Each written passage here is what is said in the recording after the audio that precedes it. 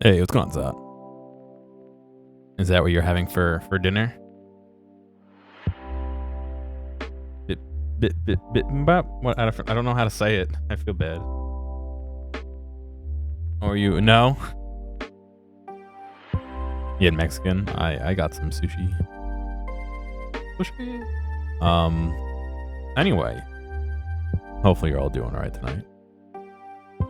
Zod, if you want to chat, I'd be down to do some chat if you want. Tacos Pastor, nice. There's a place by me that does tacos perfectos, which are very good. Anyway, I'm going to be working on a project. Oh, no worries, man. That I've been wanting to do for a couple months now. I might as well swap to, I guess, this view. Hello. I still have. Uh-oh. Uh-oh. Uh-oh. There we go.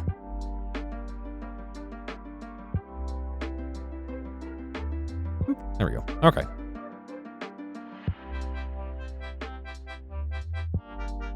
A couple months ago, I got a new power supply because my old one in my computer was not able to handle the transients in power that were required for the 3080. It's old, unfortunately, and it is the AX 1200i. I have it right here in my hand. This is my power supply that has served me well for many years. Many years. And unfortunately, it does not serve the 3080 well. So I figured it still works. It still puts out a shit ton of power. Like, I was overclocking my CPU fine. So I was thinking, what can I do with it that would make sense to use a power supply for? And it was to make like a bench power supply. So I was looking around online, and it turns out I'm not the only one who has this idea. I mean, I've seen this idea around for a while, but people were 3D printing these little enclosures for them. And I really like that idea. So much that I'm gonna rip it off. So, this is one of the ones I was looking at that I really like the design of. Where you just have some support circuitry inside, a couple different banana plugs on the front, an on-off switch, USB charging. I think maybe I would like to do USB-C. However, I don't have what I need to do that right now, so that might be a future thing. And it just hugs your PSU. That's all. Nothing too fancy, nothing too scary. I don't think I like the fuses on the side like that. I think I would like them not in the side. And I think I would want to do 3.35, 9, 12 in variable. I was thinking. I got all the parts to do that. What's going on, P7? So I'm thinking I'm gonna do that. They have this set up where it slots in, and I don't know, they're securing it from the sides with this model. So you can see that's securing the front panel. I believe they had some screws somewhere else. Yeah, on the top here to secure it to the actual top of the power supply. I don't have screw holes on mine. The only place I have mounting points is the face that would sit in your case, which I don't intend to really obstruct because the intake fan outtakes through that. So I don't want to obscure that. So I got to figure out a way to do that and have it hold, but that's kind of an end game looking thing. I was looking at some other designs too. This was someone's rethinking of that one. Pretty similar. I don't believe they have fuses user accessible. I was kind of thinking of maybe shoving the fusing inside. I'm not sure. And then I saw some other things. This one's a bit more square and bricky. It has a container inside to like hold everything. A little bit different. I don't like this as much, especially because your intake is literally like this. And this is designed for one of those like square PSUs, the ones that are, what is mine? 150 by 150 millimeter. Mine is 150 by, I think, 200. I can let you know in a second.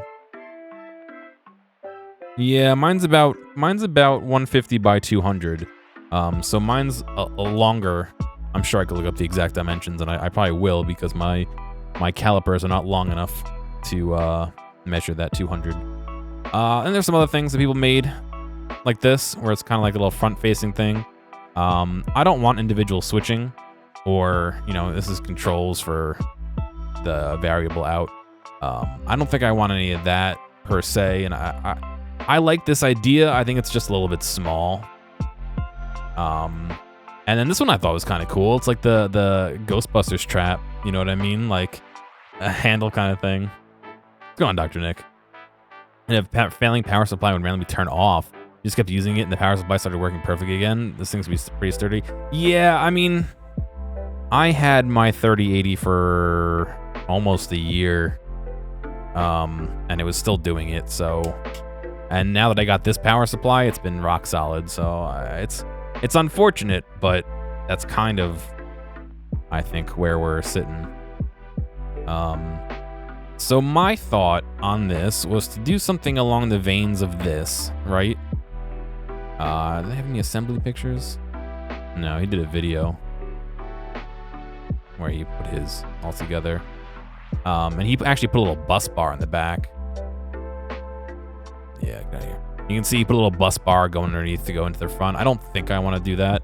I think I want to maybe go through one of these arms here and have the cables come in through the side or across the top, where this, you know, maybe put a cover here. I'm not sure, but basically, well, no, because it would be in the front. I wouldn't have to do that. Yeah. So, you know, on the front, this is a modular power supply. My thought is these cables don't fit like any other Corsair power supply except for like one. So I'm not even going to bother ever thinking about reusing these cables. Where did I put them? I have two cables around here somewhere. Here are the cables. In fact, they even say on the side, what do they say? It said something weird. Oh, yeah. AX1200 AXI only. So this is like, this doesn't fit any other fucking model. I figure what I'll do is I'll take the end and I'll snip off any leads I don't need and leave the ones I do, or get the remover tool to remove those pins and reuse the connectors on this end to bare wire on the other end. Just do what I want with the bare wire on the other end. I could trim it to length. I can make it nice and sturdy, hopefully. And what's nice is if I ever need to take it apart, in theory, I can pull off that edge and then disconnect anything I need to disconnect. So that's kind of what I'm thinking of doing, and just making it a little bit easier on myself. So yeah, that's kind of my thoughts on this. I'm kind of going in blind half, you know? I mean, I don't know why I'm saying kind of so much. I have an idea of what I want to do. One of these had a nice wiring. Oh yeah, it was the end of this video that I was looking at. It had a really nice wiring diagram. There it is.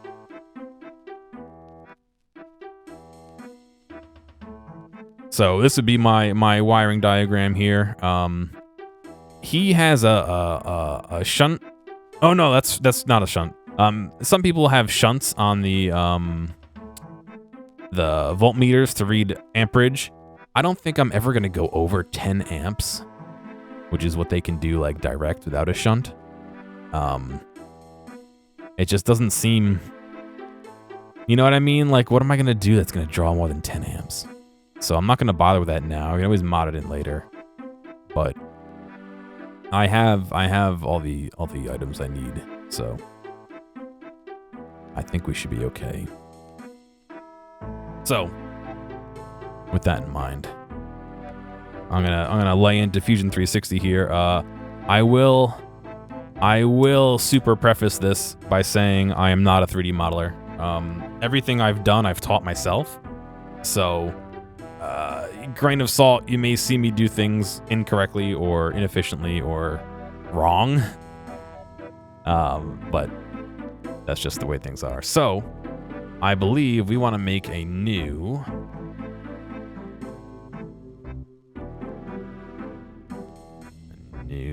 not a new sketch.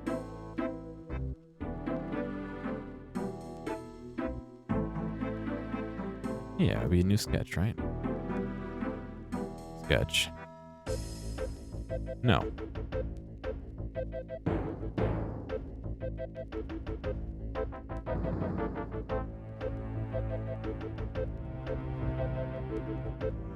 A new component. There we go.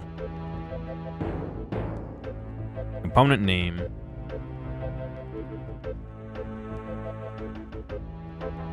I don't know. Structure, sure. So I made a new component named structure. Within that, I will do a new drawing. And this will be structure 1. I don't know what to call it. New project.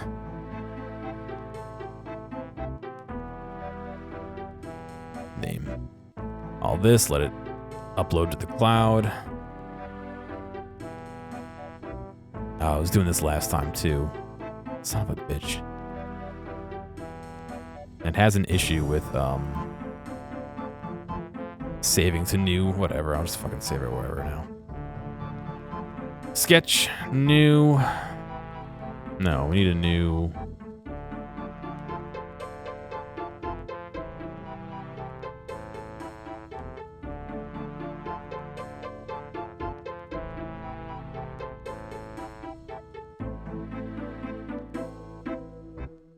New drawing, right?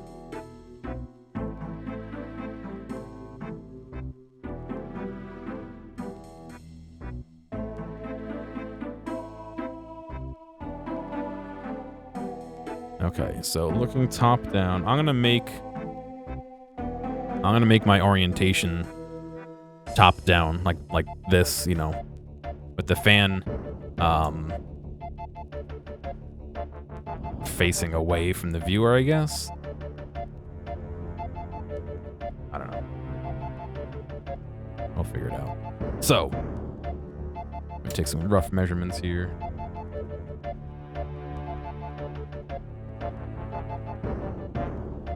$149 by 149 by 187. 187? 186.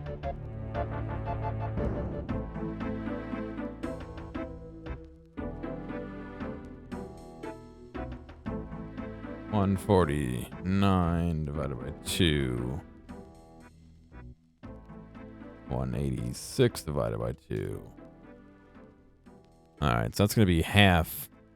Well, a quarter of it, really.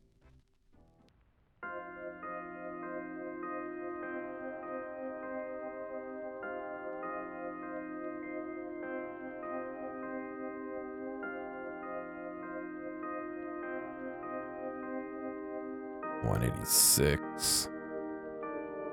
149. Wait, that's not right. 149. No. 149 by... Stop.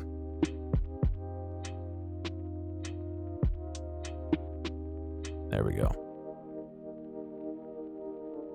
I'm sure there's an easier way to get a square centered on a point, but don't ask me how. Okay. Cool. So that is our face that is in the wrong orientation. Oh, great.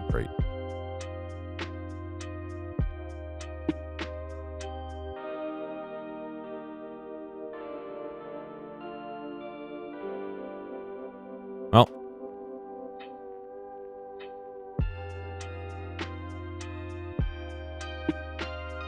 Let's do this a different way then.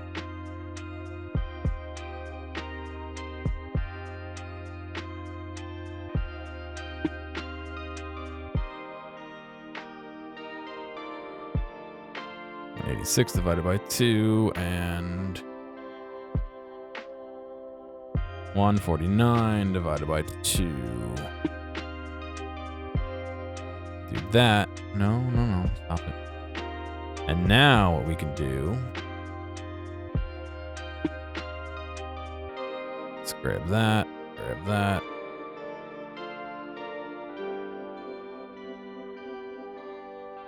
6, 149.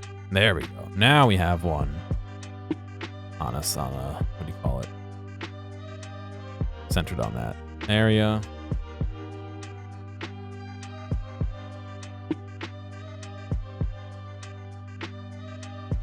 Right? Is that right?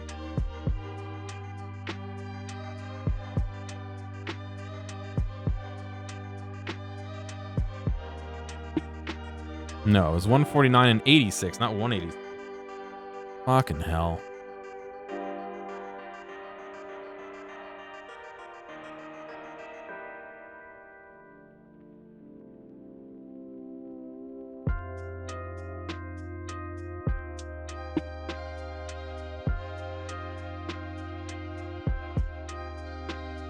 Now I'm fucking confusing myself. God damn it. Off to a great start.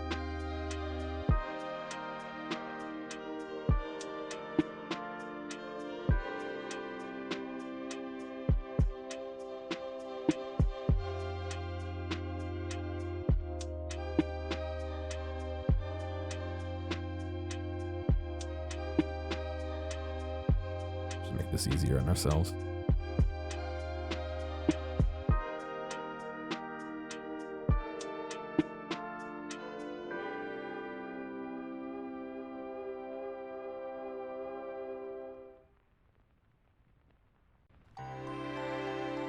Okay.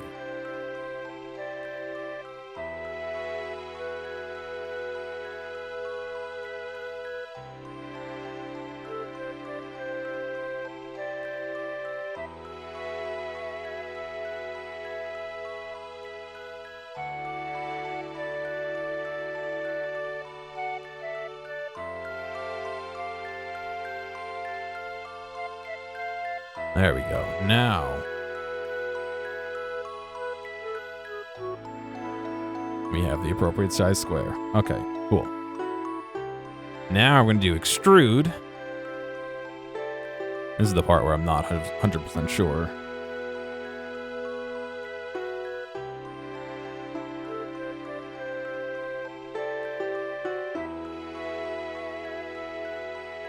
My math says 200 millimeters. I'm going to roll with it. 200 millimeters. Boom. This is our power supply.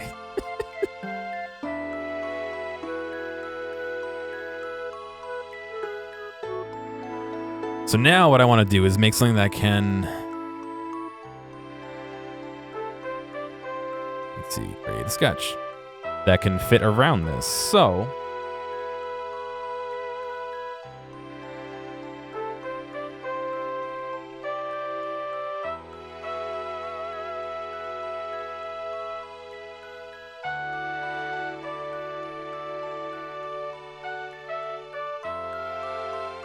Boom! Electricity.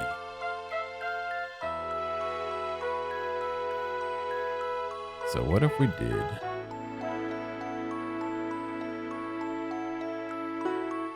150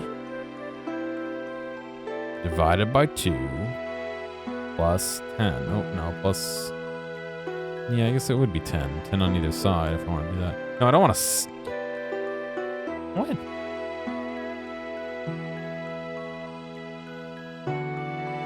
Oh, I see why. It's, yeah.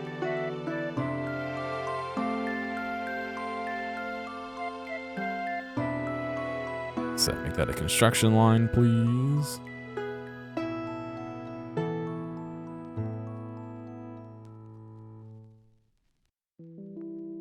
Let's see.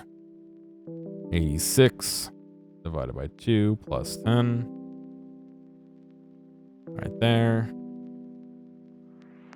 Then we can do this 1, 2, 150, 160, 170. And then...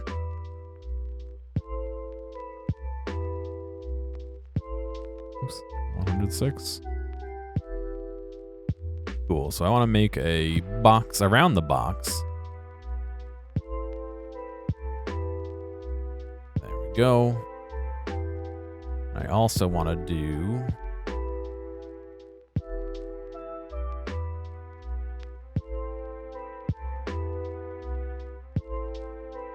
You know what? Leave those construction lines for now.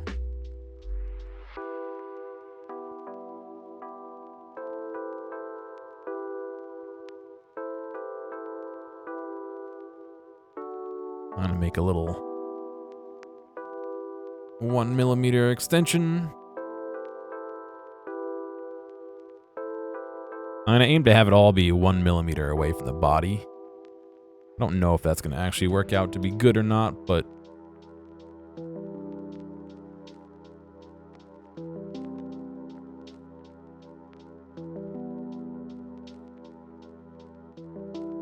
there we go. Let me grab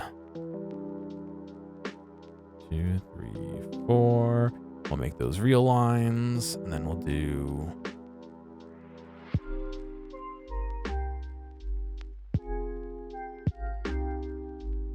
$10 down.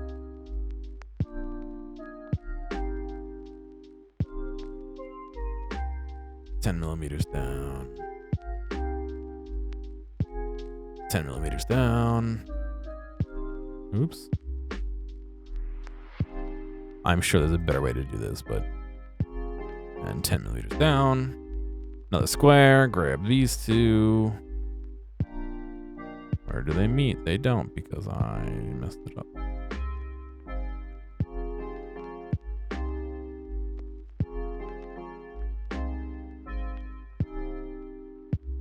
Cool. This can be an actual line again. Line, I'll grab this area. We can extrude 200 mm, and boom, we got a box. Wait, no, that's not what I wanted.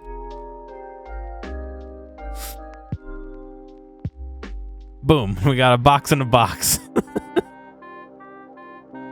Look at that.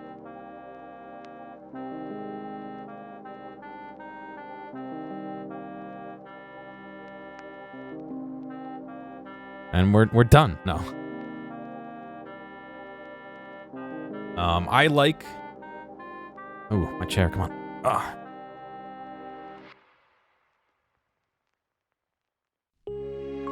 I liked this concept, so I'm gonna roll with that. I wonder how thick he made that.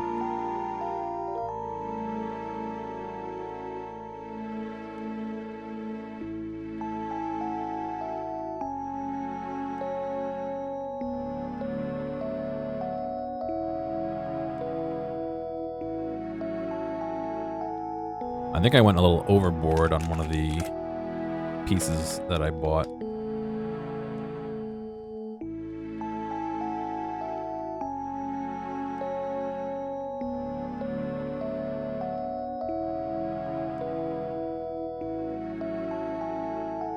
It's actually the perfect width.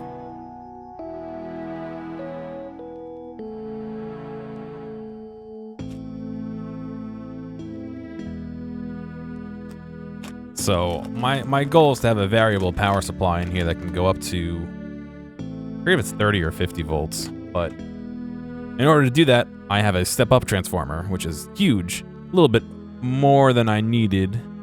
However, oh, I can see a bad solder joint. What the fuck? Not a bad, but you know, like a dry solder joint. Lame.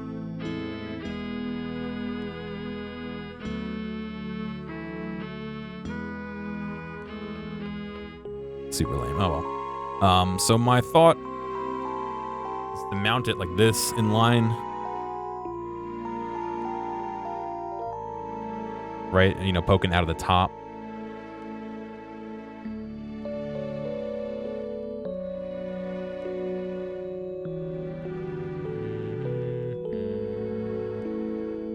Wow, there's like no chips on this. This probably would have been pretty easy to make, minus the power of the heat sink.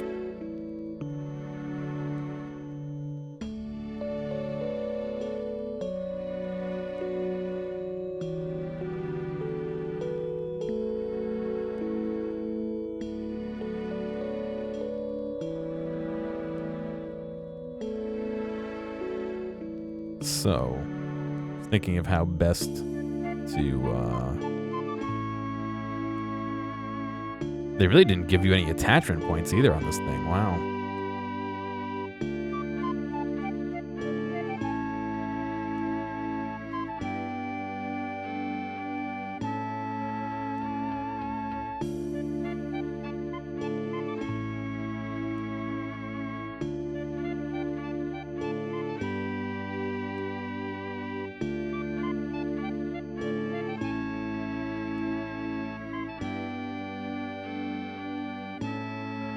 All right, so it's 65.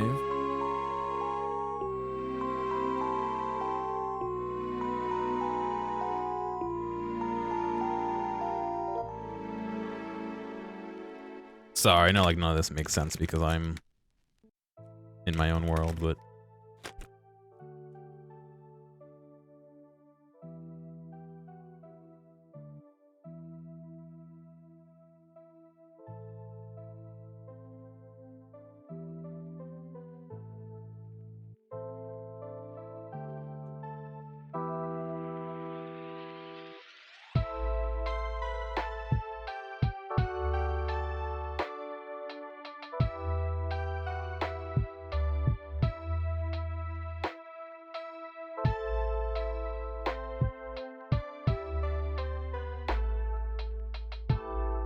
okay. So I think that's going to be the overall size of it.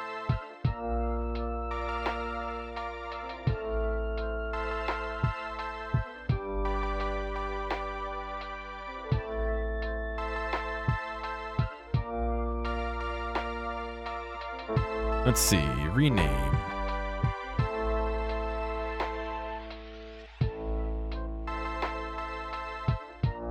I don't actually see a way to rename it.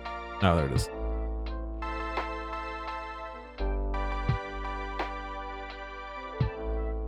Not that you could read it. I know it's probably small, but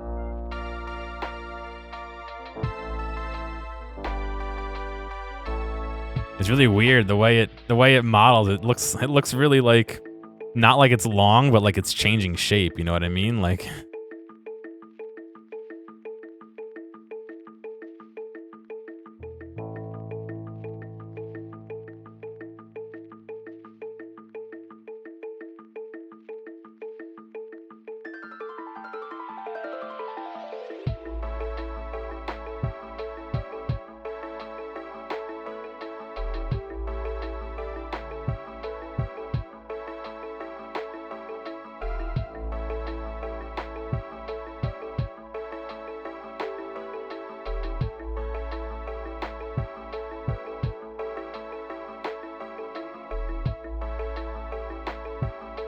Oop, no, what else do I do?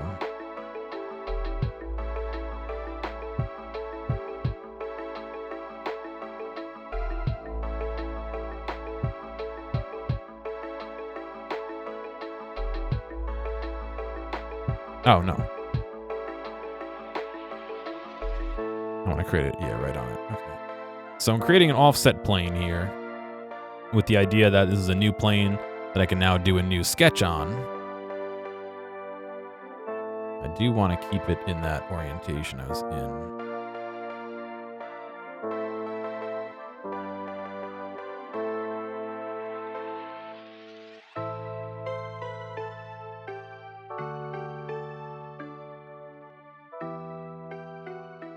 So I want to do 75. A construction line to 75. A construction line to 75. Right there. No, I want to be construction line, please.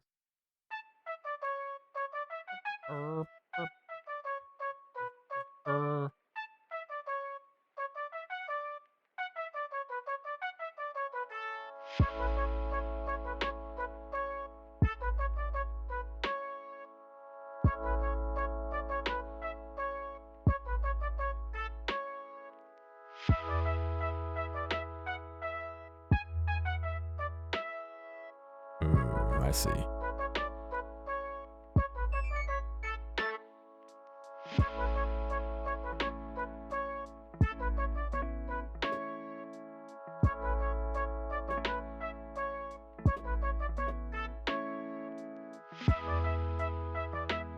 Do some math here.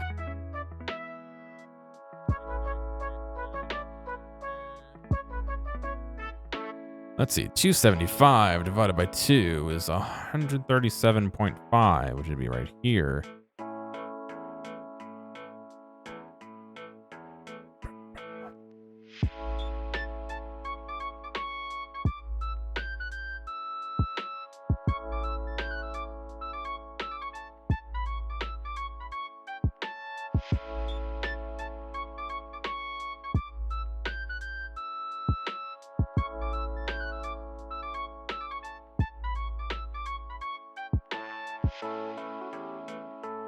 So that should be, yeah, okay.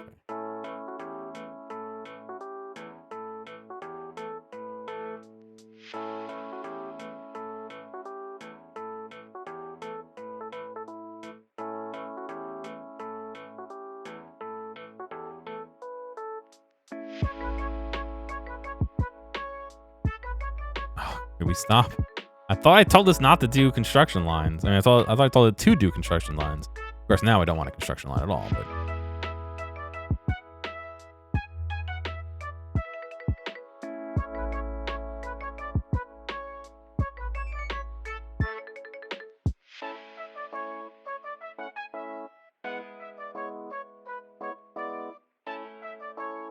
There we go. Oh, except I did that wrong.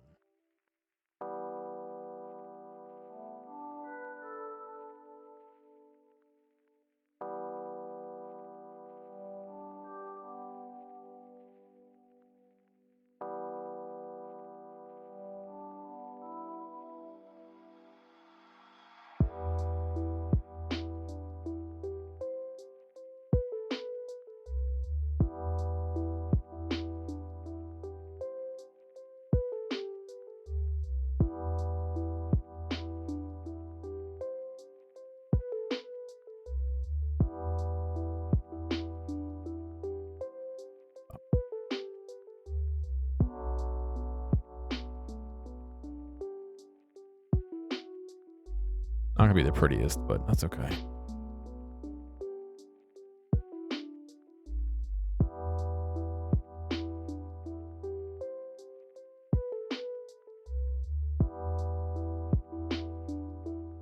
I didn't go far enough. Okay. Hang on.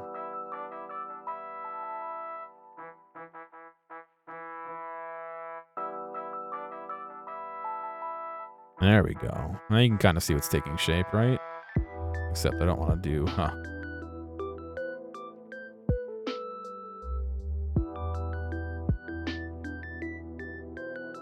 There we go. And the PSU can slot right in there. Look at that.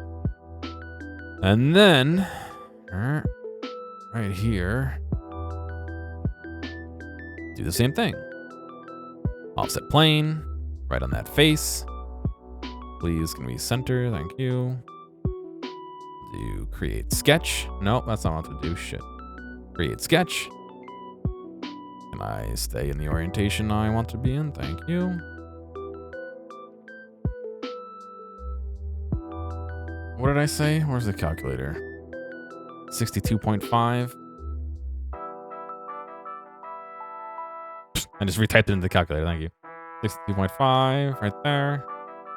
Construction line. Thank you.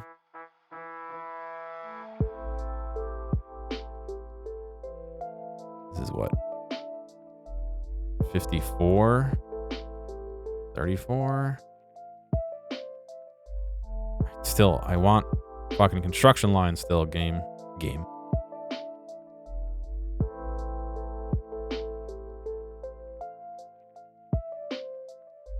34 again.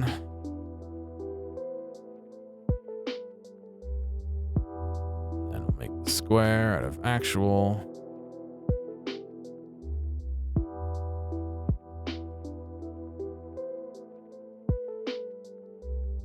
I wanted it to be an actual thing, and now I made it construction lines. Why am I so backwards on this? All right, make that actual. Grab this extrude. 100. All right, there we go. Now we have an actual little case looking. Look at that. It even holds the power supply in nicely.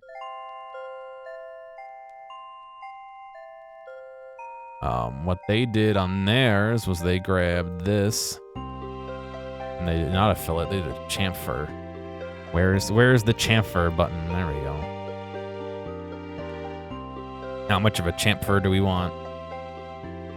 Is there a P in chamfer? Chamfer. It sounds like there should be a P. Chamfer.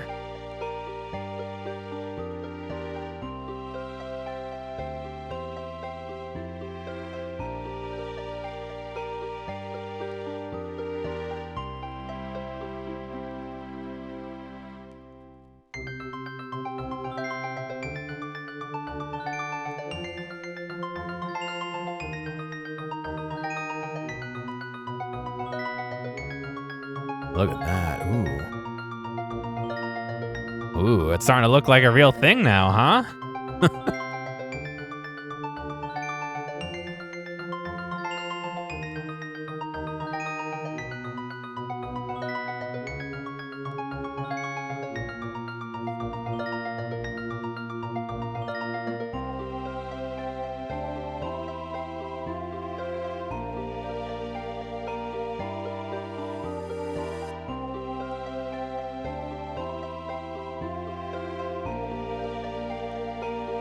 New offset plane, a new sketch.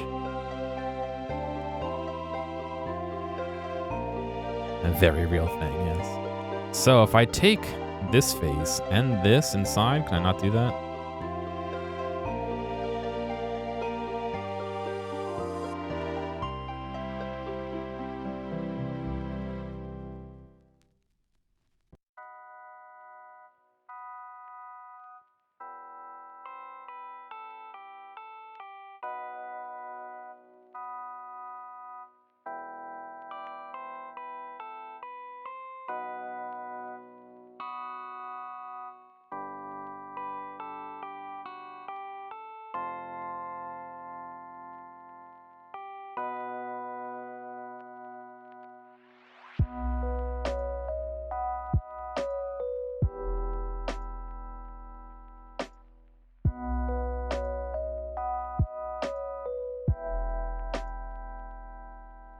I want to cut.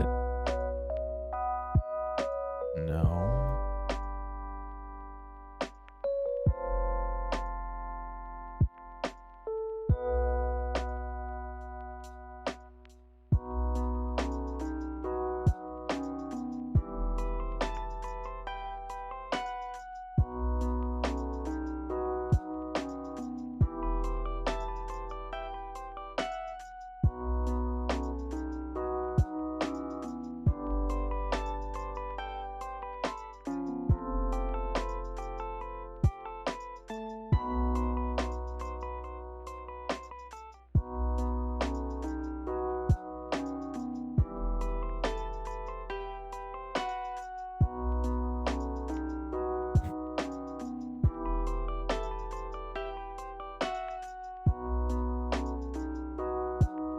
Where did the sketch? Did I delete the sketch?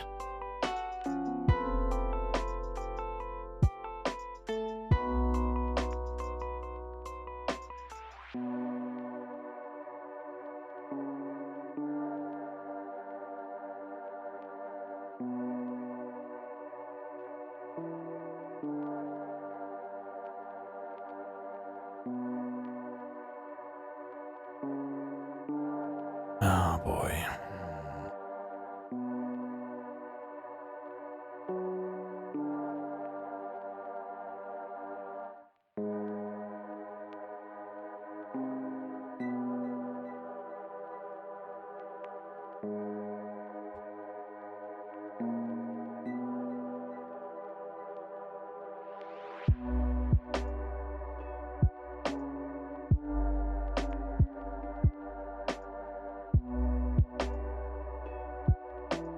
What's going on, Doc? Yeah, I don't really eat much chocolate anymore. It's too sweet for me.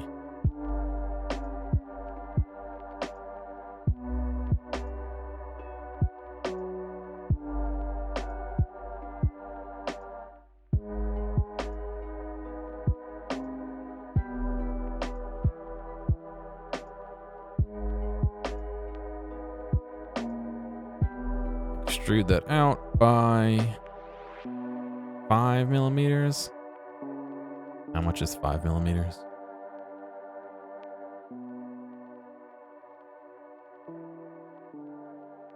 The curse of being a imperial person.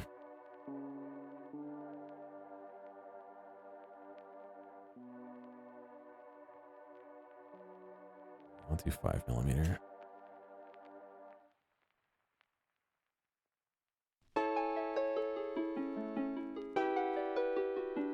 Hang on a second. Extrude that by 5 millimeters. I want that to be a new component, a new body.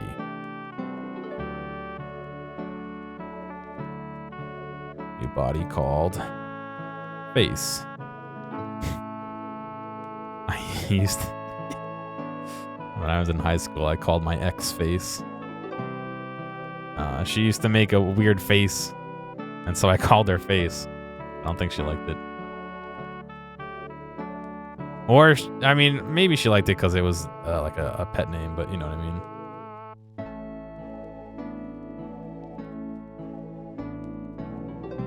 I'm sure she hated it. It's okay. What am I chamfering here?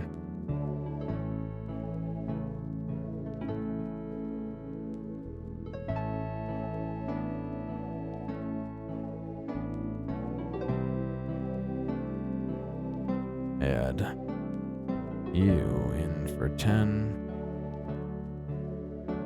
Add you in for 10. Add you in for 10. Cool, so now we have a faceplate.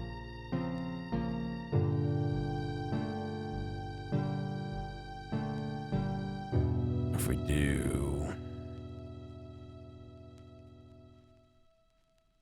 back to the sketch to edit here. All right, so now I gotta lay stuff out. Not even dark chocolate? No, not really. In fact, I like dark chocolate less than milk chocolate, but I don't know. I'm just not a chocolate person. I like Reese's, but only like a couple, like 2. And then I gotta like take a break for the rest of the day, you know?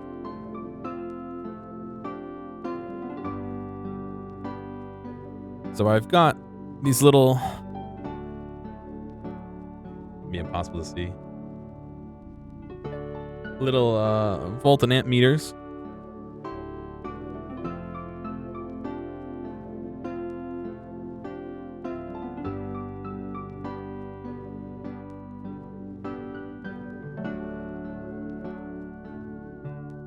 I have a little USB charger.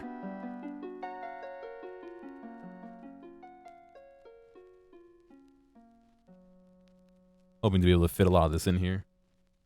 We'll see.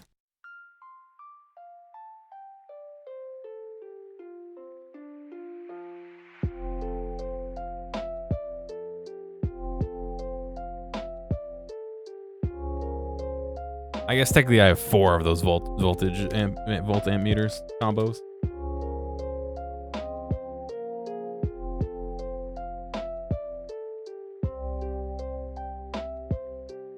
I have banana jacks.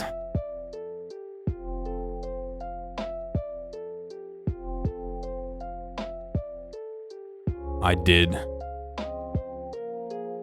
I kind of... I get what he's trying to do.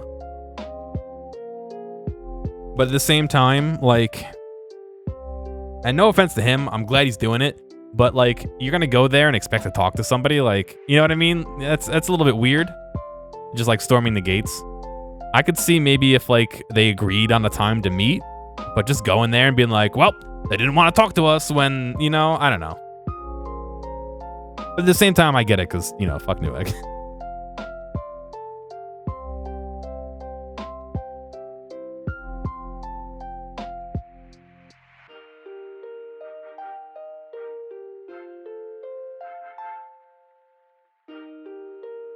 I also have this variable voltage and amperage supply, amp, constant current device.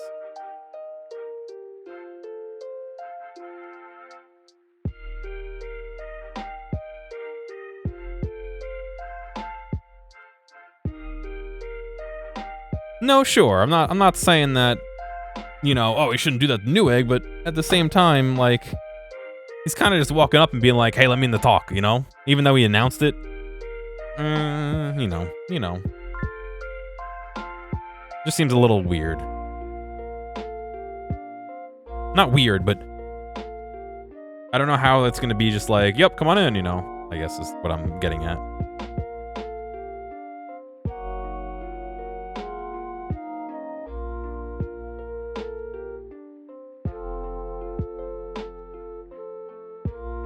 All right. This is going to be tight as fuck.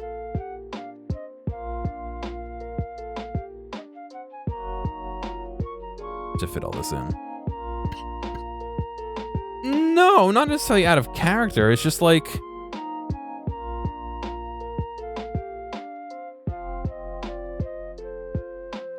It almost seems like he's giving them one chance to go out of their way to meet with him, you know? Like, I don't know. I'm not saying he shouldn't do it. And I'm not saying that Newegg deserves to any leniency. But, you know, it'd be like... If one of you guys just showed up at my house and was like, oh, I want to talk to you about XYZ. It's like, well, cool, but who knows what I'm doing, you know? Or from home or anything like that.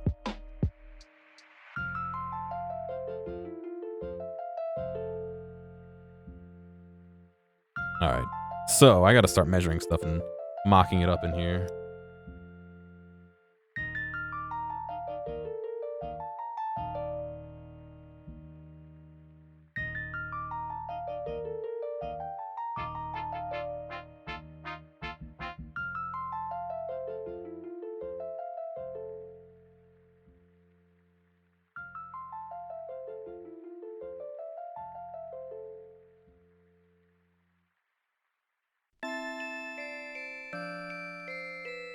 So let's do 176 by 40 here.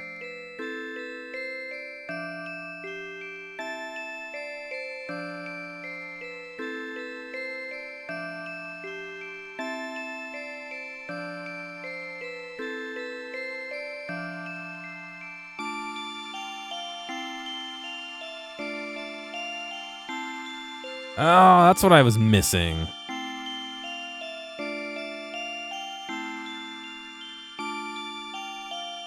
$176. Uh-oh. No. I'll be out in a minute, P7. We're gonna do it, me and you, buddy.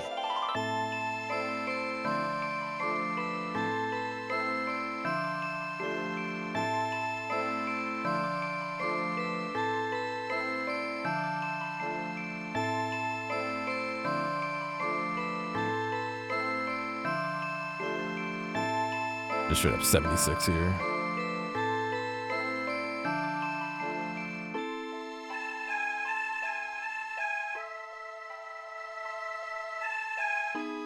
Yeah, hang on, let me lower the music a little bit for me.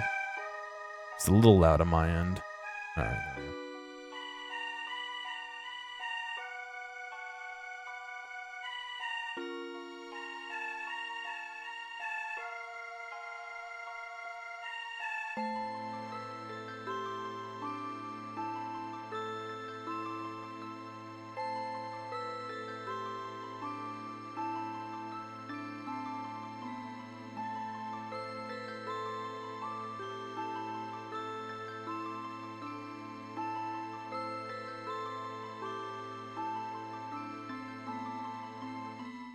With almost anything. What toppings? shit, that's a tough one. You have to have one topping for the challenge. I would want to see what type of meatball they have. You know what I mean? Otherwise, maybe onion, raw onion. Trying to think of what wouldn't be too heavy that we wouldn't get sick of like right away. You know what I mean? Onion's pretty strong. I wouldn't want to go with the anchovy or anything, although I'm not that I like anchovy on a pizza, but I'm okay with it. But if we're doing a challenge, no, that's right out the window. But yeah, I don't know. I would have to say meatball or onion, I think, because I like meatball, but that's going to be heavy. I feel like onion, we can get away with it. But who knows? Maybe they do it by weight, and then we just have a shit ton of onions. Like, you know what I mean? I don't know. That's a tough one, dude. What are you thinking? I'm gonna grab some iced tea. I'll be right back.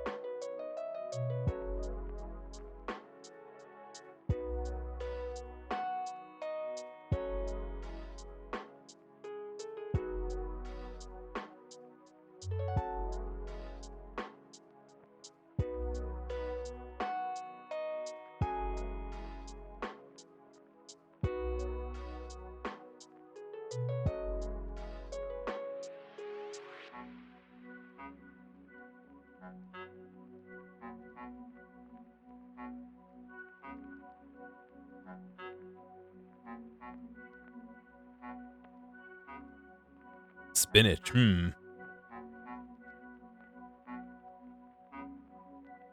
Never had spinach on a pizza. Spinach never had spinach on a pizza, was what the captions were telling me on mine. Difficult but safe. Yeah, that's the thing, is how much meatball, you know?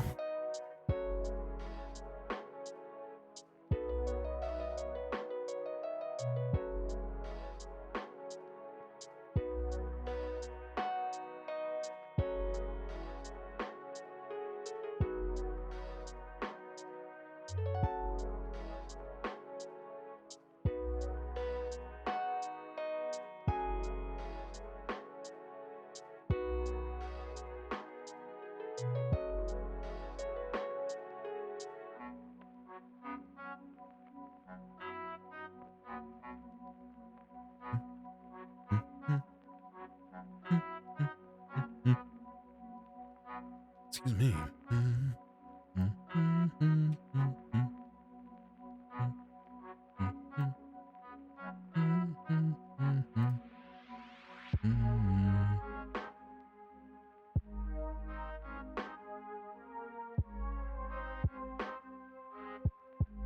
It's a lot of meatball. At least you had an awesome time and now have a ton of meatballs to take home. Yeah, well, I mean, do they let you take the excess pizza home? I don't know.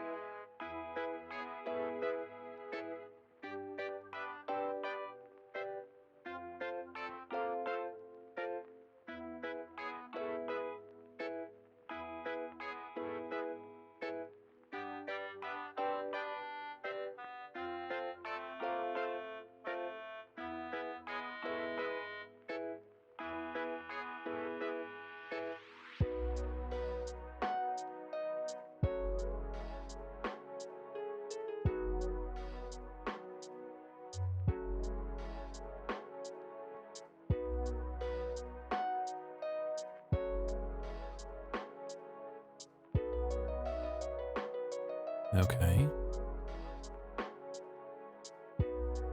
I'm just cutting out holes for the screens, basically. This is for the big screen, the small screen, by the way. I know it's not inherently obvious maybe what I'm doing, but...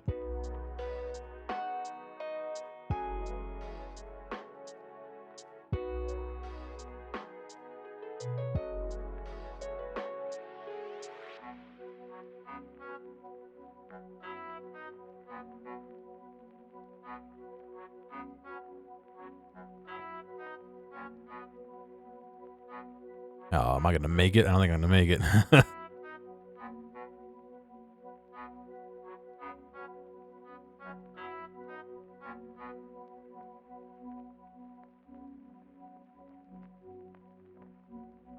No, I'm gonna be short. Shit. I need to leave enough room for the bezels, you know? Unless I do 3, 5, 9, and then have this be 12. I guess the variable one could be 12, although...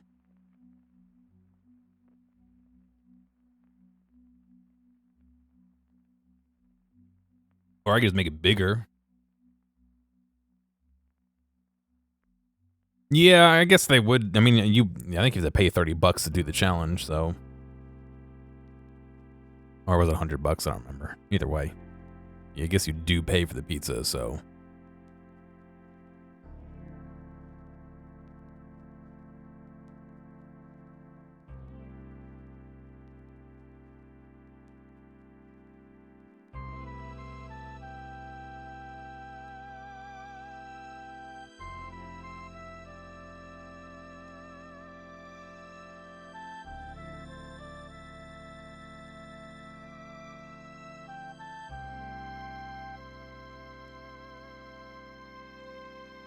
What's going on, Johannes? Fuck. One of these days, dude, I'm sorry. One of these days I'll get it right, or you're just never gonna come back. I don't know which. How's it going, man?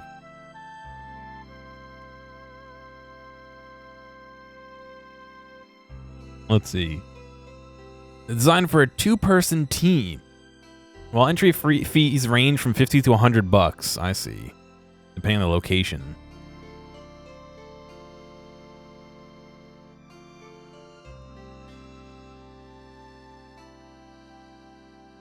It's okay? Okay. I feel bad, but at the same time, like... If you don't care, or you're okay with it, I should be okay with it.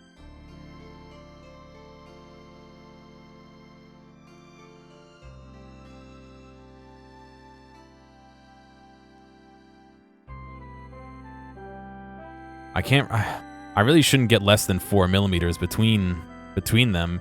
I need some stability with the plastic, A, and B, I need room for the bezels, so...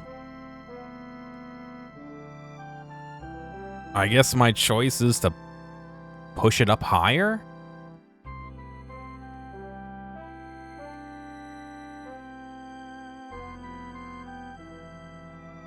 Oh, ooh. Maybe braining today. Hang on a second.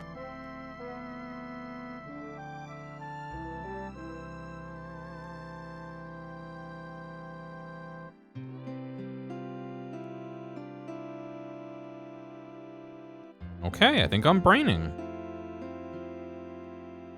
My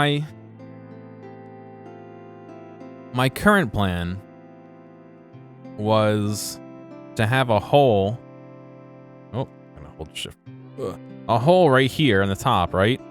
Where on the top of the power supply, so that would be right in front of it, right here. This would stick out for cooling. Some heatsink fins, maybe with a fan located somewhere, I don't know what. But if we're gonna have them sticking out the top anyway, I might as well make the face of this go above,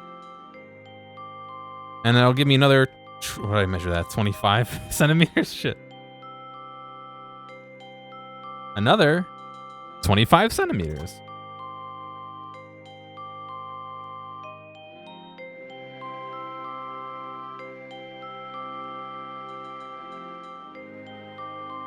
Oh, that, and I gotta be aware of how deep this is. Shit.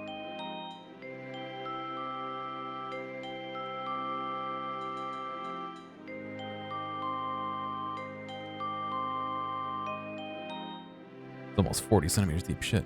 Thinking about learning Fusion 360, you're a SketchUp guy. You do some pretty rad things in SketchUp. I self-taught what little I know about Fusion 360, so I would not say to follow my example by any means.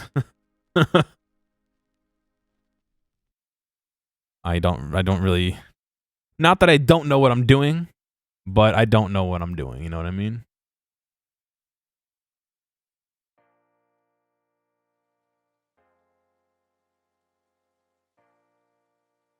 I'm kind of just figuring it out as I go.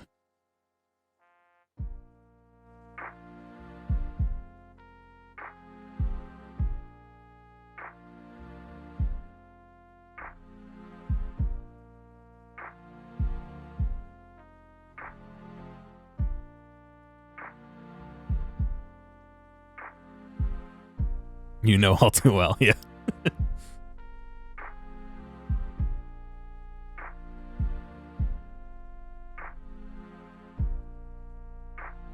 What if I add another 25 to the top of this here? Wait, what did I grab here? Stop, don't do that. Ugh.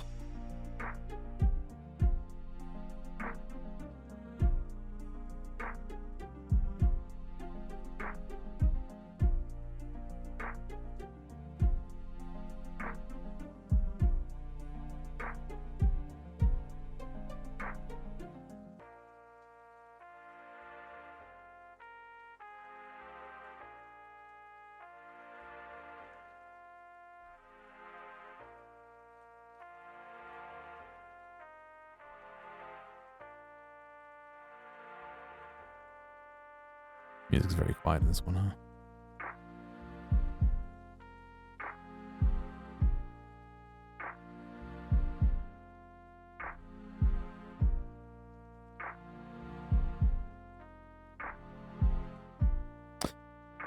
Here, I will show you an image of what I am trying to do.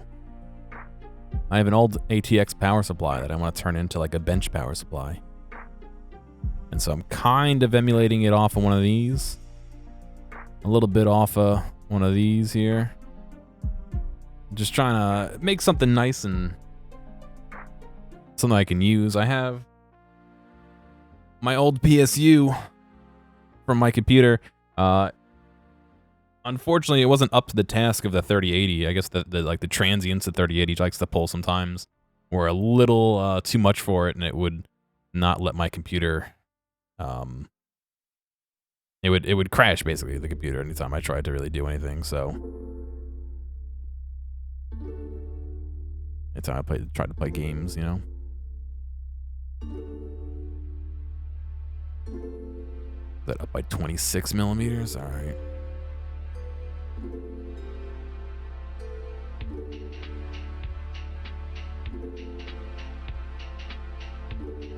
I can like almost paste one of these blocks. I just fucking paste it? No. That wouldn't make sense.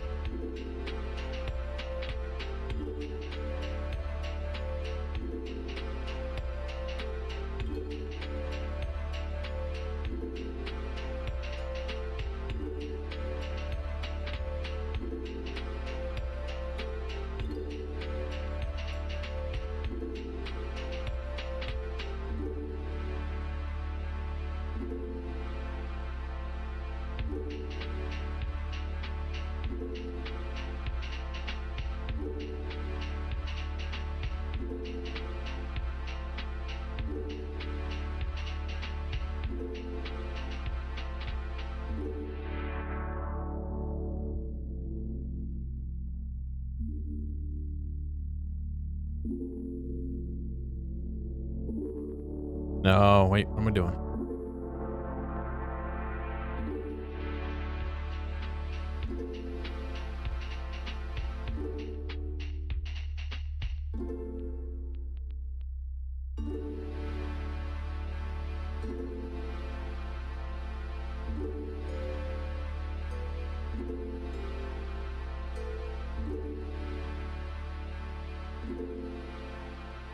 I got out of the sketch somehow. This is what? 26 by, no, it's 28 by 48? No. 45? No. 46? There we go. Look at that. It fits almost perfectly. But I don't have room for the power switch or the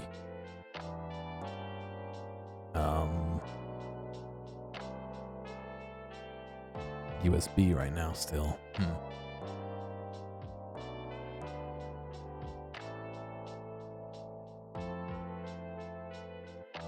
Yeah, I mean, at the end of the day, it's just producing, you know, usually 3.3 volts, 5 volts, 12 volts, and a couple other specialty voltage and sensing stuff that people don't usually use. Sometimes you get negative 12 lines and stuff like that, but most things don't need that anymore. And so if you just tell it, hey, I need power, it'll say, okay, here's power. You know.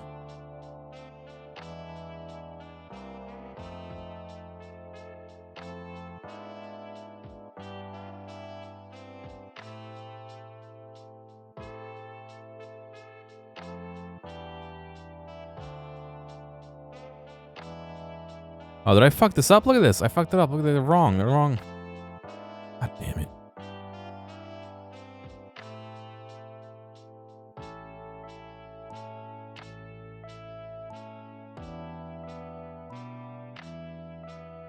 So each one is going to have some banana plugs as well.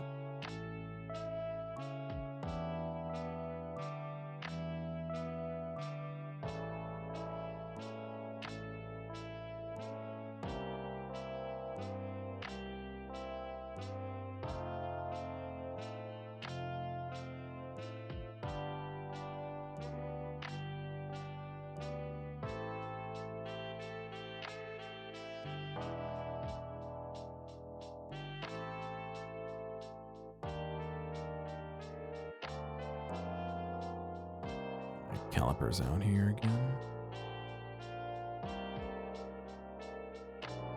8mm.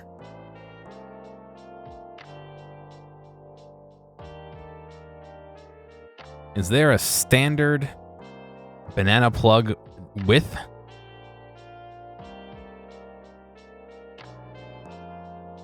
What's going on, Kojin? I'll show you in 1 second. What did I say? 8mm?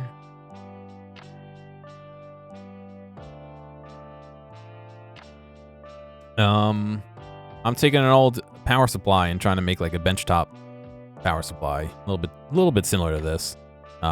Just kind of spun in my own direction.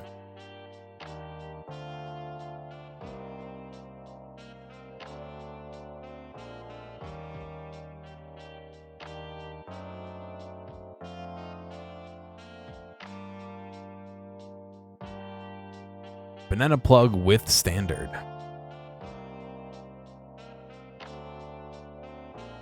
Complete guide to banana test plugs. What?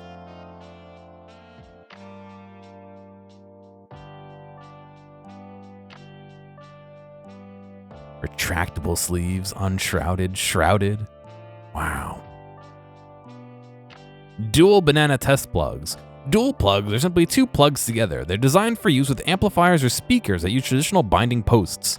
Dual plugs and posts make it safer to plug in two wires, no chance of stray wires strands creating a short circuit across contacts. They also come in a variant where the two plugs are internally shorted, making two plugs have one output connection. Wow. But they don't tell you what the distance between the two is.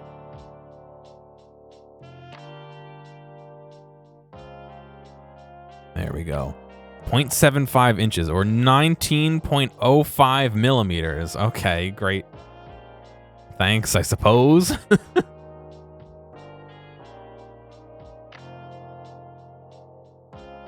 Project you're working on is a custom heater for your resin 3D printer. Oh, nice. Oh, yeah, dude. That's pretty sick.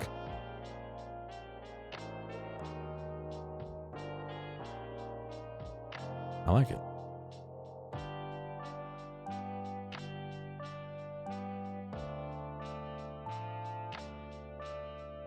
So that's 30 millimeters, the distance between here and there.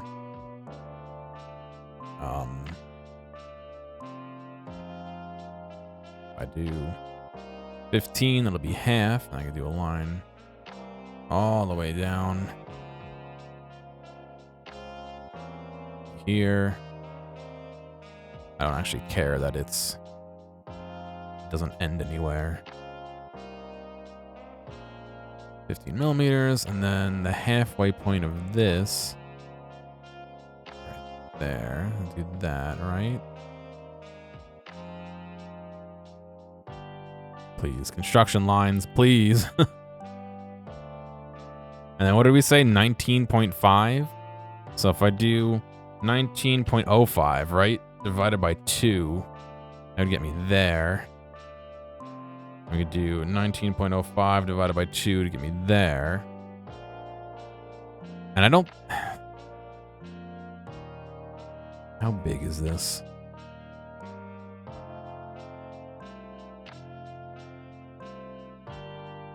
This would just barely fit. The shroud wouldn't fit, actually. The shroud's 36, yeah. Shit, man.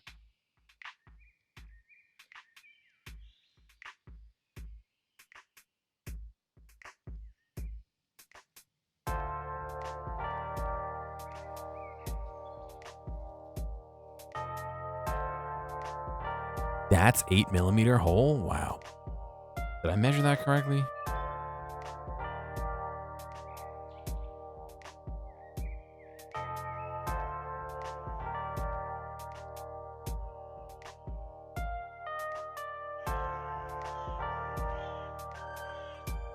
I did. Holy shit. I didn't think it was going to be that big. I mean, I guess that's the shroud, not the actual hole, but... Yeah, what sucks is you find the parts at a good price and you get dinged on shipping, and you find a place with good shipping and you get dinged on the price of the parts, so it doesn't fucking matter what you do. I had been doing the guitar pedals, recently, and that's great, but holy shit, if you don't order everything from Mauser at once, you're just paying out your teeth for fucking shipping, man.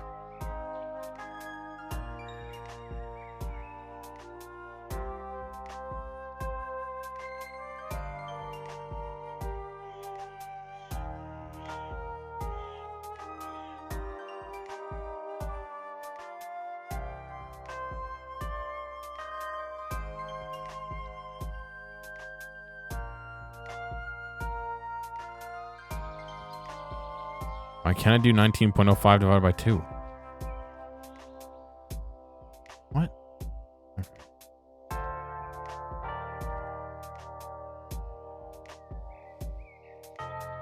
And it sucks. Am I gonna think 6 projects ahead while I'm ordering stuff, or am I gonna pay, $30 for shipping on an entire product that's gonna cost, I don't know.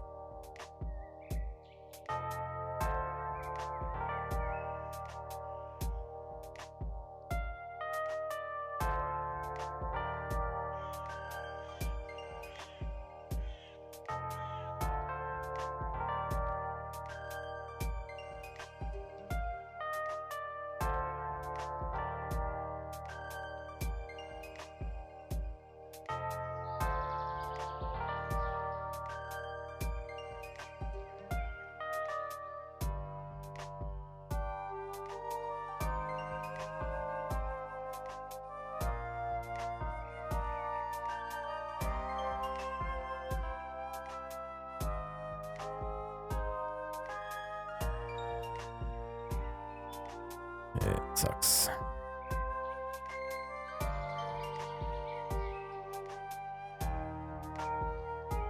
It is very daunting, and I often buy a part that, works, but is the wrong size. I'm, the king of doing that.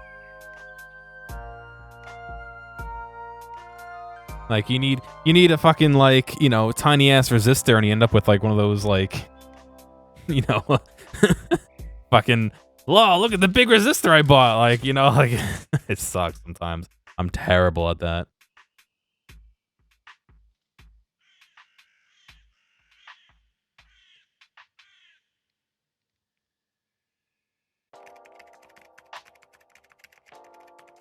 Or like the project lists things in picofarads and they only have like, you know, 0.02 microfarads as like the, you know, the capacitor rating. I got to do all this math to figure out, you know, where I am in the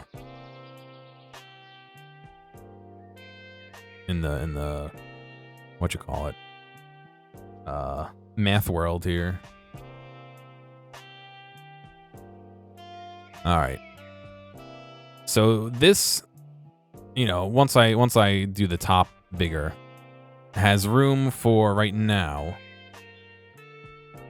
the variable voltage what do you call it, regulator here, and 4 of these little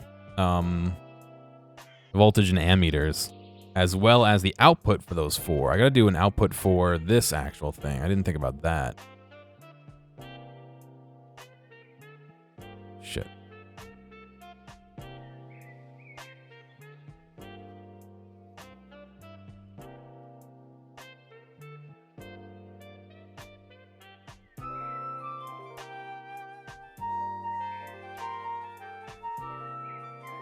That did nothing. Why can't we move the fucking box, dude? How hard could it be?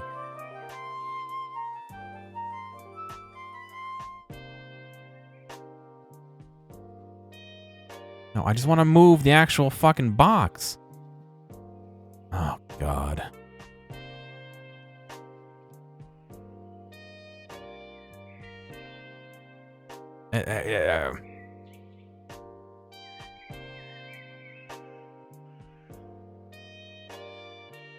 This is so dumb.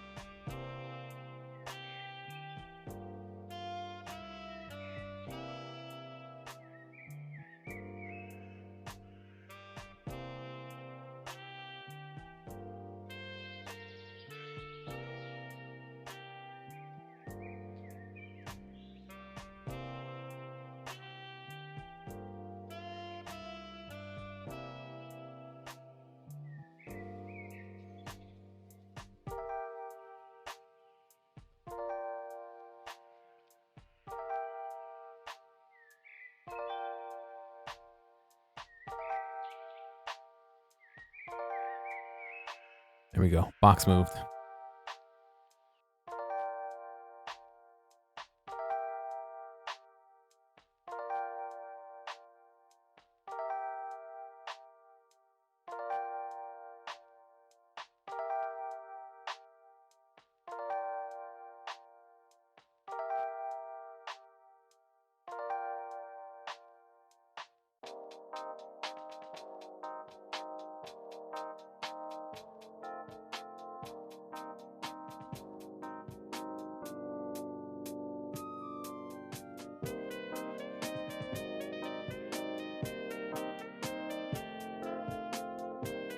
Not what I want to do.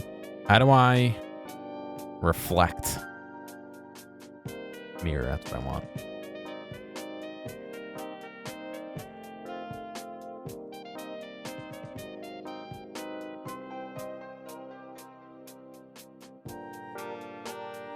Cool, that's what I wanted right there. See it?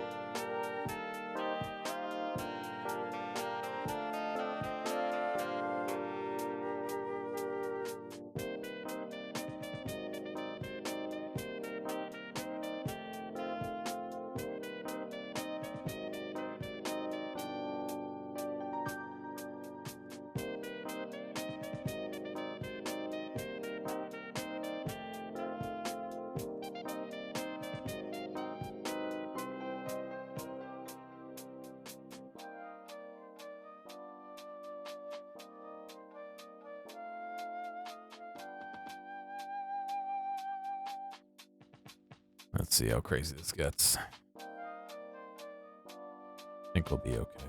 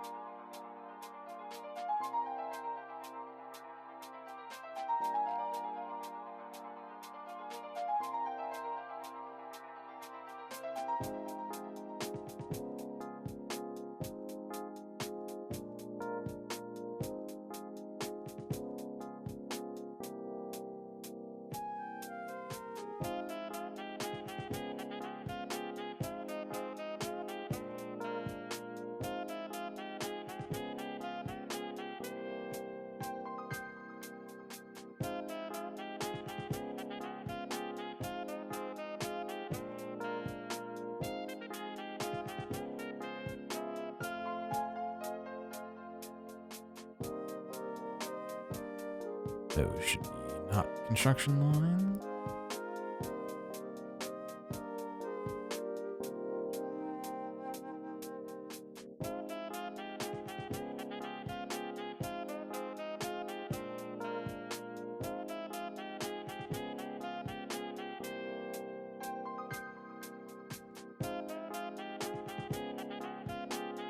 Cool. All right, so that's what's going to look like. I don't want it to be that deep, but, and then obviously the chamfer the edges, but right now I'm not going to do that quite yet. I do want to know what love is.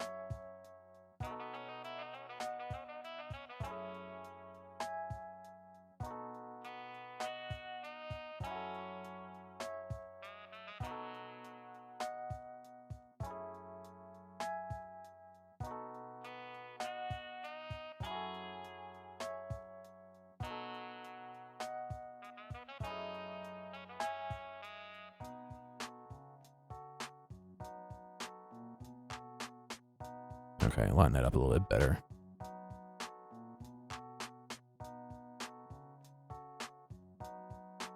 Inspect. The front of this face, the front of this face is going to be 70 millimeters. I need...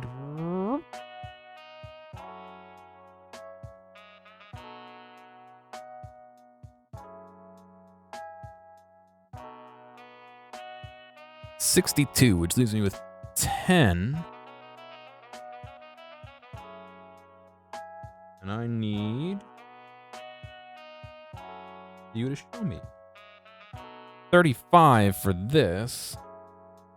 35, so 25. So let me do...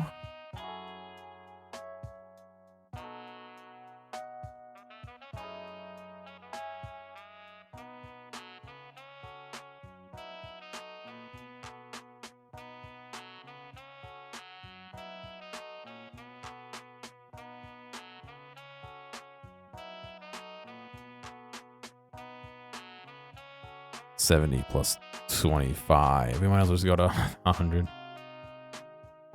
This is turning out to be a big box, though, dude. Holy shit.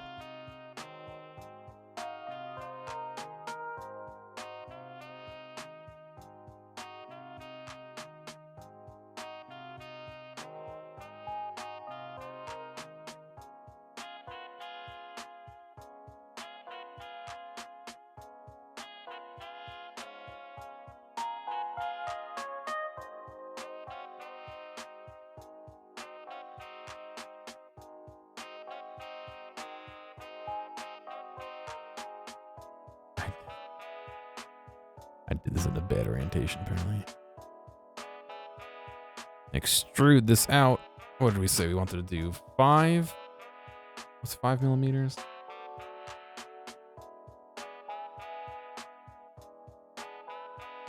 It's about this much.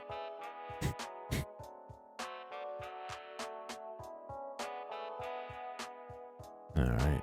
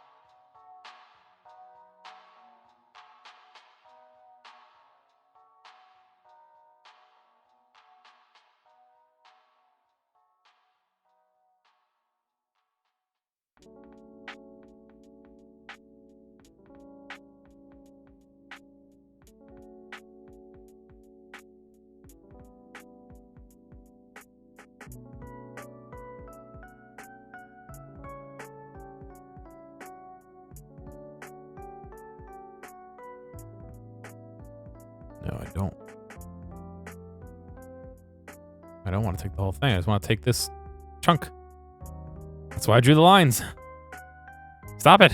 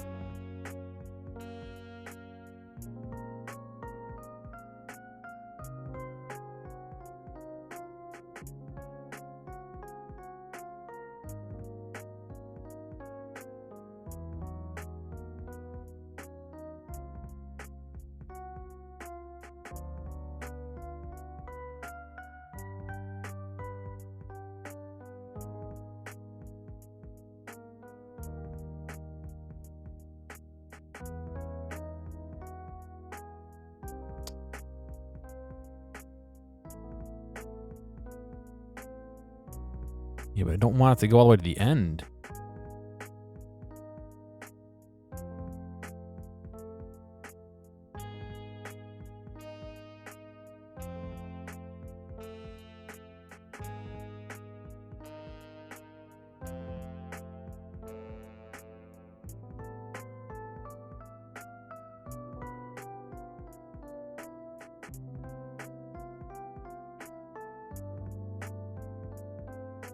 Not sure why I can't really do what I want to do.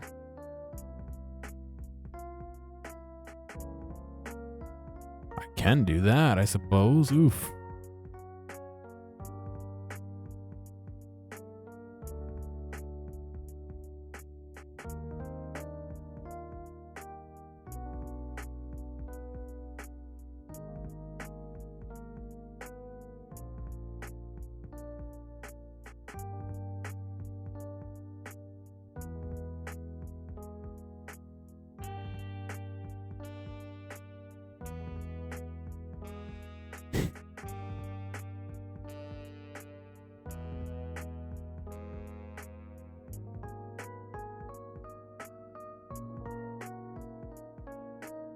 Gross. This is where I start to break things by doing things the way they're not intended to be done.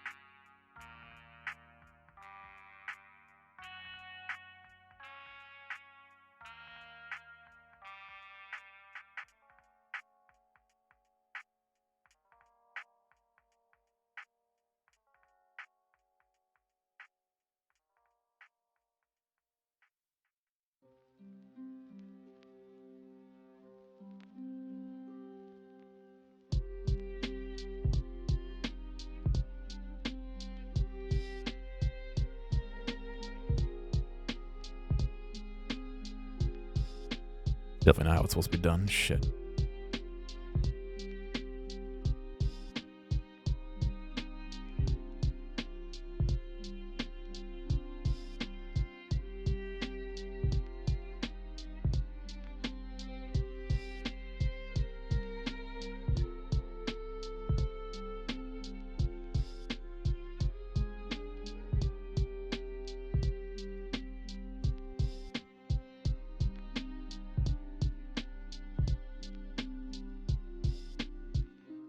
Another 25 millimeters. Okay.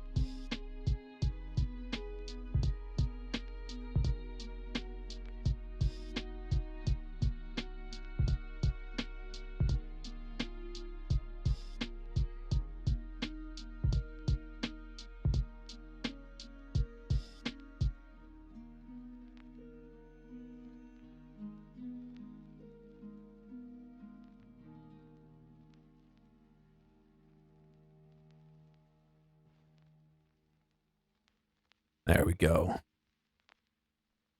I do a little chamfer action up there. I'll edit this chamfer here to add that. Holy shit. A remix.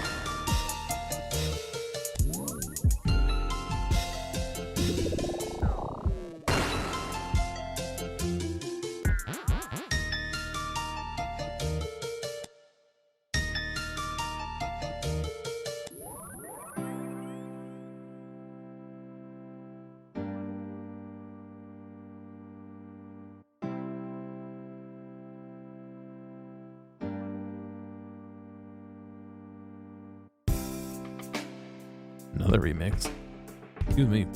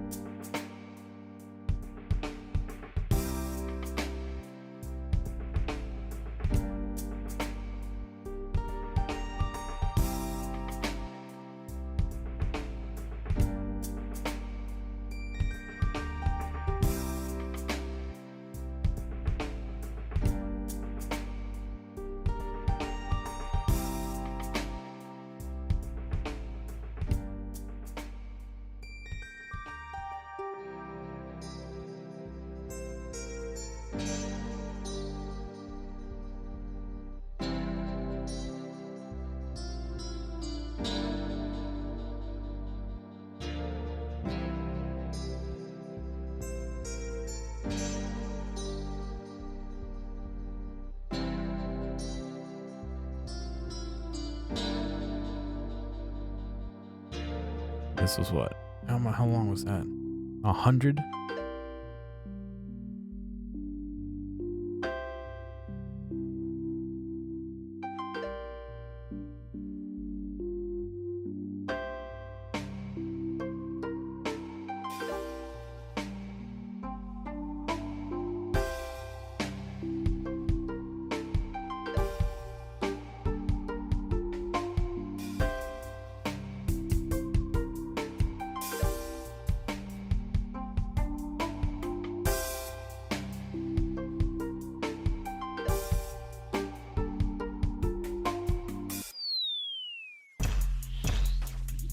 What the fuck is this? It's like an actual remix. Oh god. Please don't. That's like a little too much cringe, I think. It's called Buying GF. All right.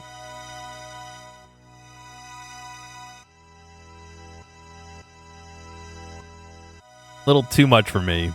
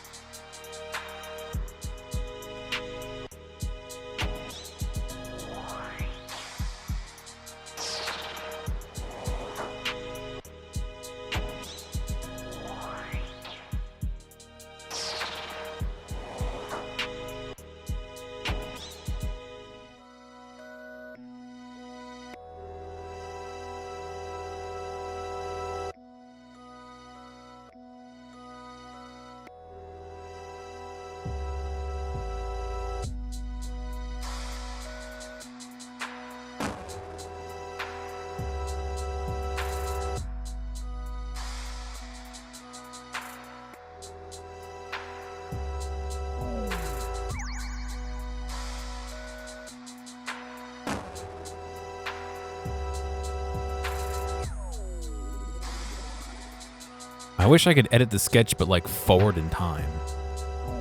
Like I want to make an extrude cut on this, but I want to do it after I create the other extrusions.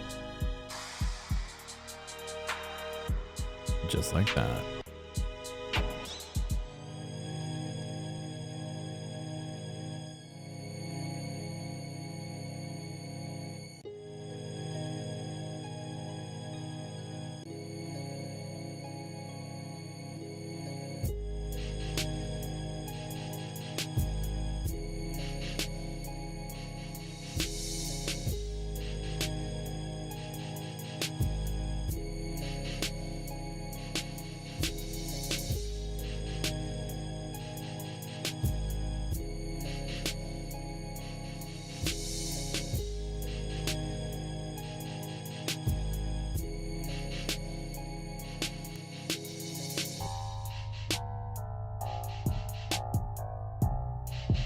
.5 millimeters between those. Wow. That's a lot more than I need.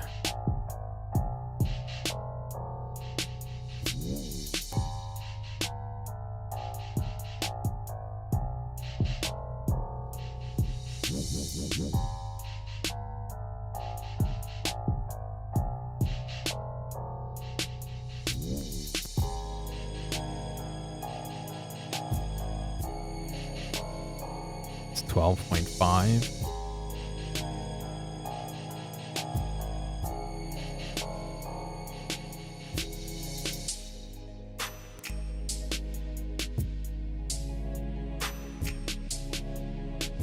Can I not do that?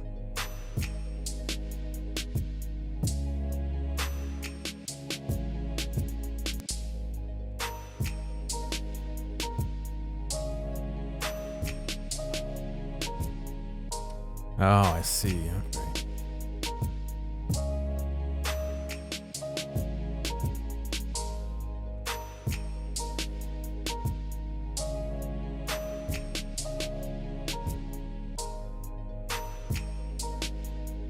So now I should do.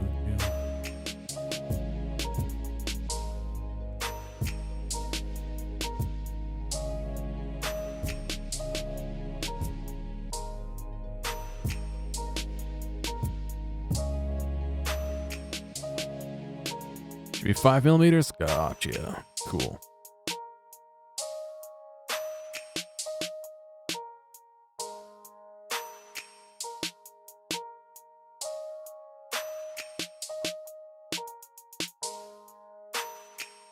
So now I should be the chamfer this down to 10. Let's see. Add U down to 10. Add U down to 10. And add U.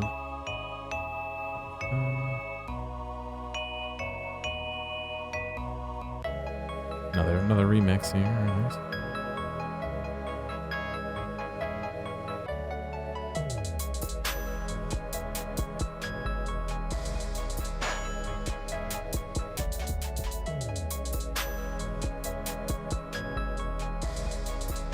Create a sketch on this face. What did we need it to be?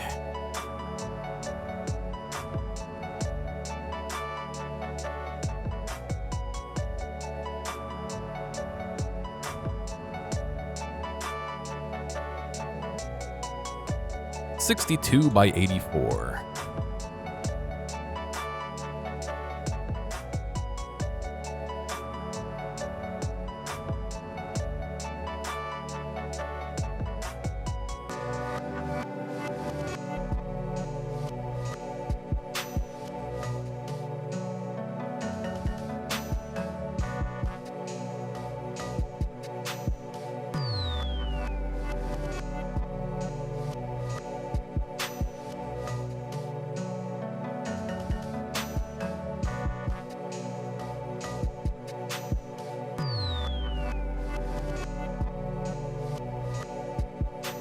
Divided by 2. Okay. Create a rectangle, center rectangle.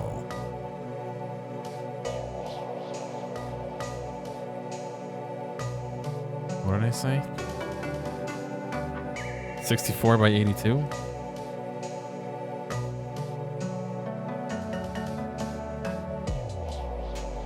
$62 by 84. 62 by 84.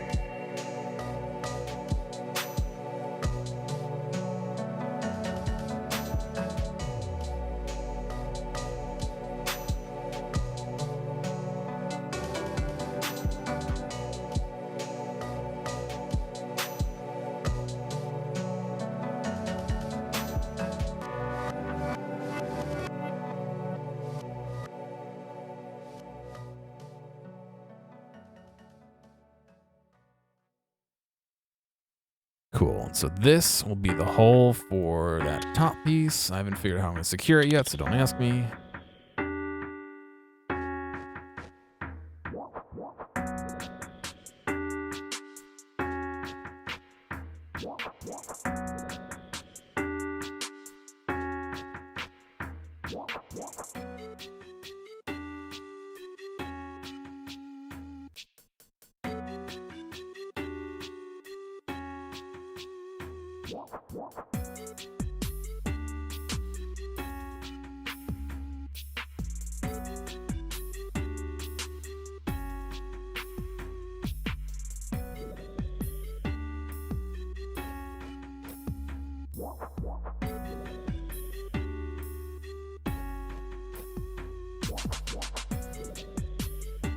I did.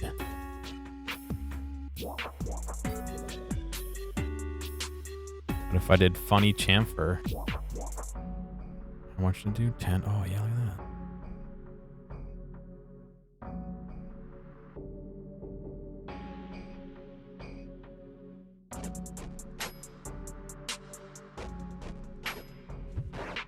Oh, now it looks like a cool. One cool.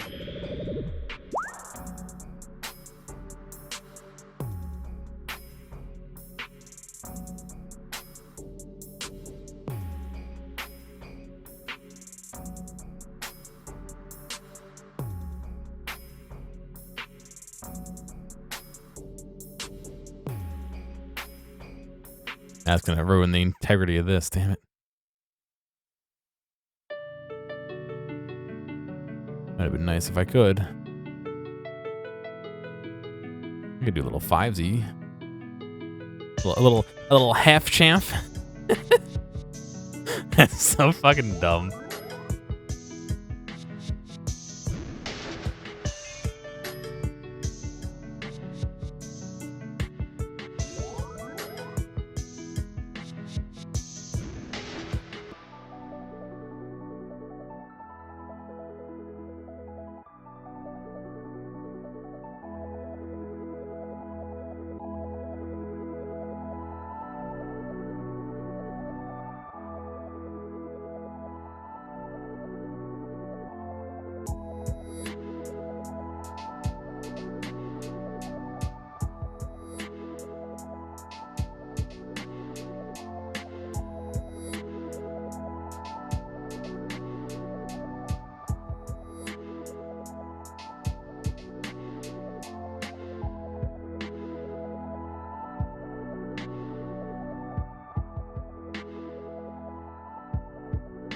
What do you think? Should I move it? Should I move it back a little bit to meet up?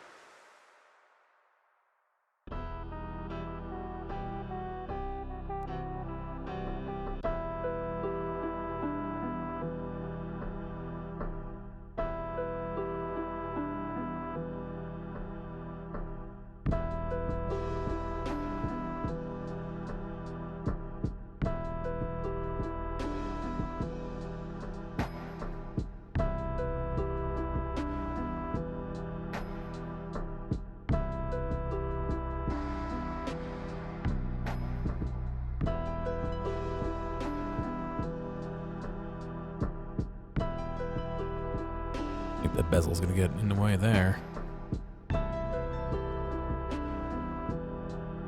1.4 on the bezel. I think that's a loser. Let's see. 2.16. Yep, that ain't gonna work.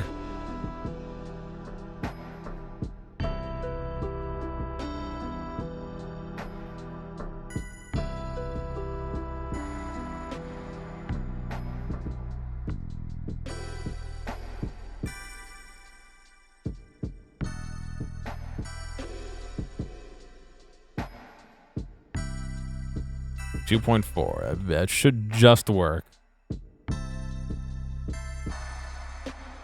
Which means I should be able to do the whole chamf instead of the half chamf.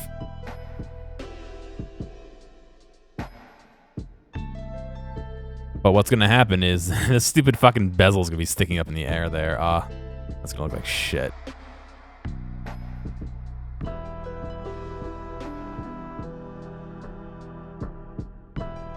I'm not gonna do it. Damn it.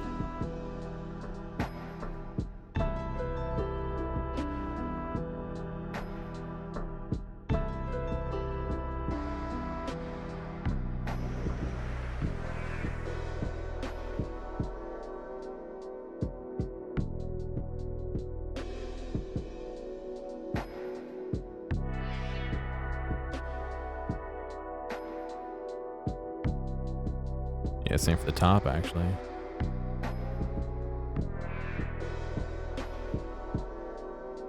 All right.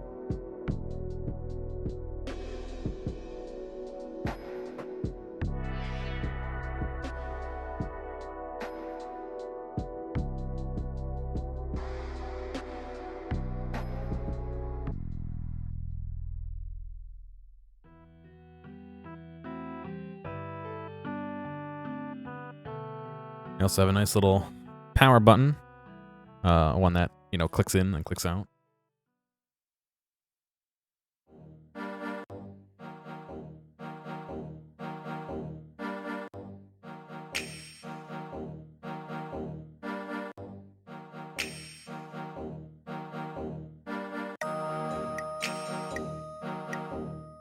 Let's see, the diameter needs to be 16 millimeters for this. Where do I have a free 16 millimeter hole to put in?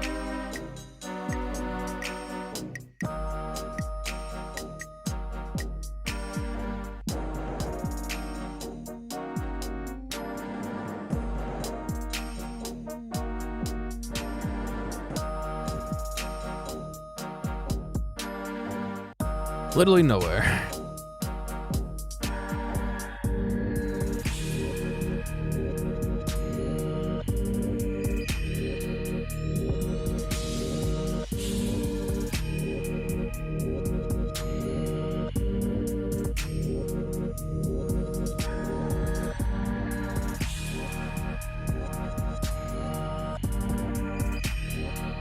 Sneak it on the side, maybe.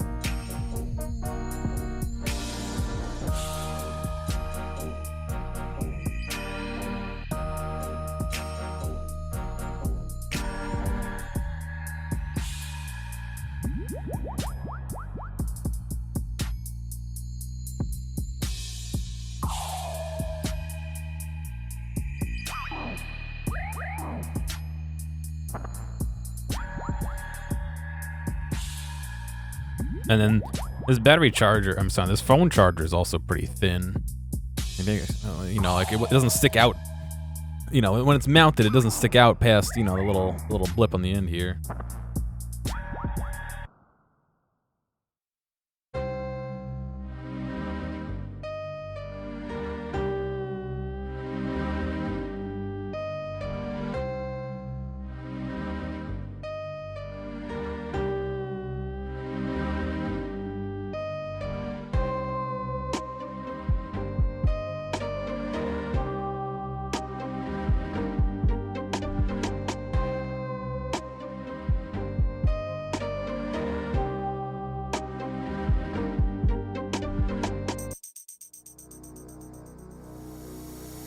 I just measured this. What did I say?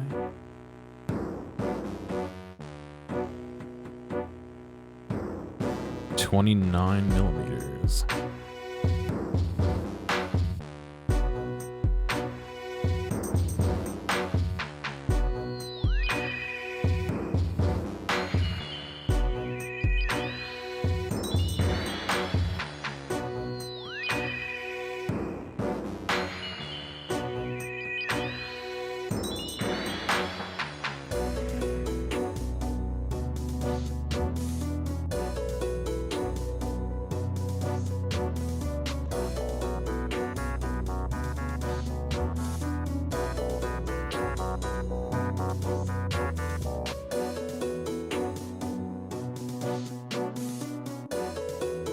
No. Make them fucking... God. I don't understand why it's so hard for me to make construction lines. Like, just make them construction lines, that's all.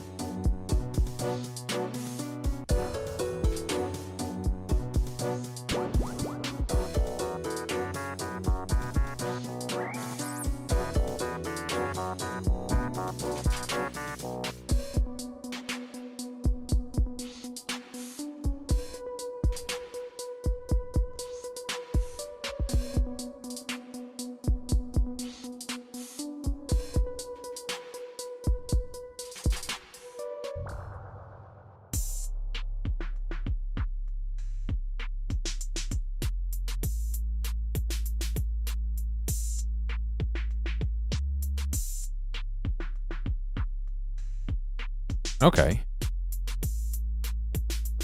So I have basically the components I want in here, right? I've got the variable power supply. Here, let me go to the end here. The variable power supply will sit in this hole here. The what do you call it? Boost converter will sit in here with the what do you call it? Actually, no, that's not what I want to do with that, is it?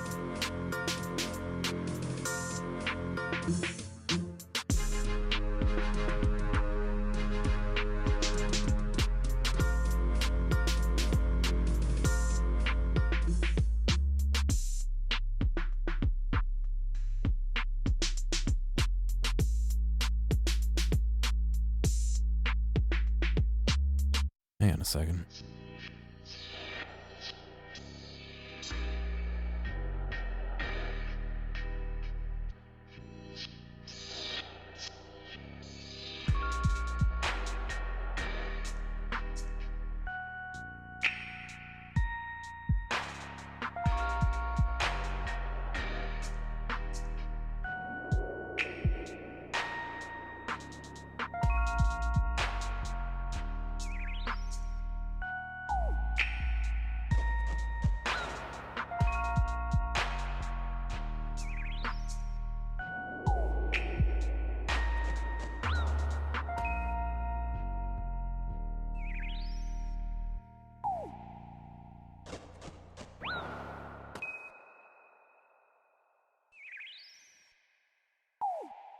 Right.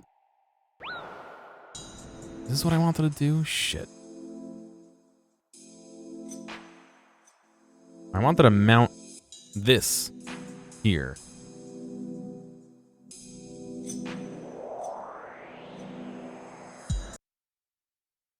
That was the end? It just ended?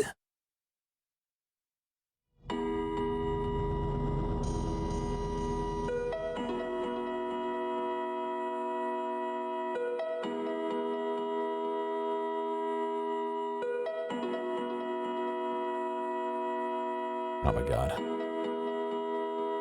There's no way I could ever show this on camera. I think one of the fucking traces on this thing is just like pre-lifted. Where's my screwdriver?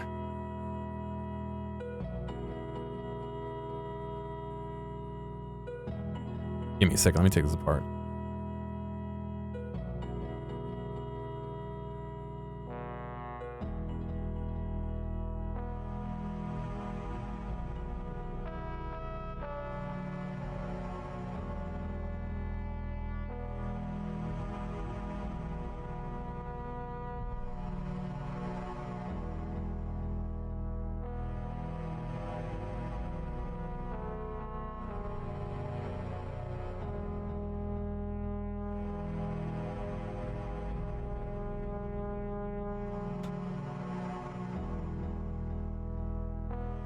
I think this quality like a pre-broken part, right?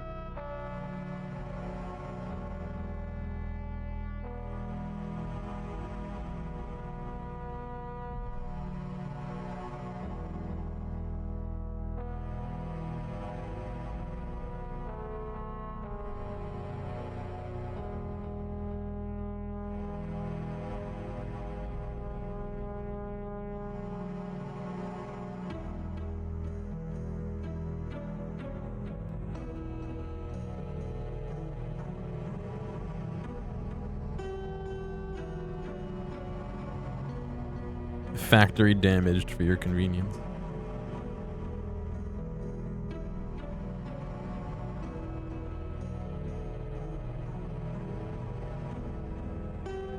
Excuse me, I hope I'm wrong and I'm just taking this apart for no reason, to be honest, but...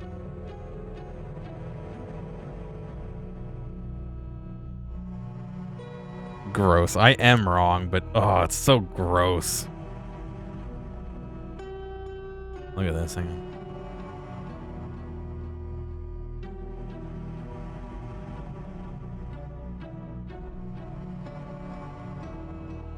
See this on the... Oop. This right here? I thought, looking at it edge on, let me get you a shot. You can see how I thought that was like the pad coming up, but it's not. It's just like a ridge of solder. Ugh. It's gross, dude.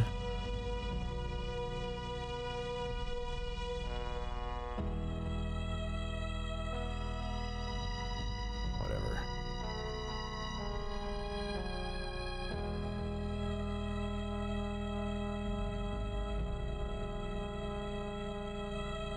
If it catches fire, it'll be self-contained in a very burnable plastic, so it'll be all right.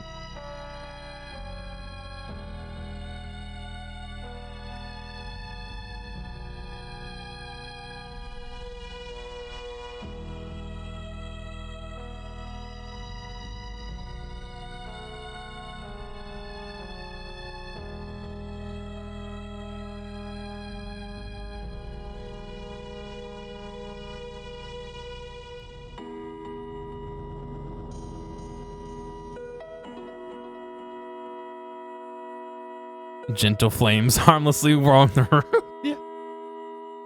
An extra dose of microplastics. It's fine.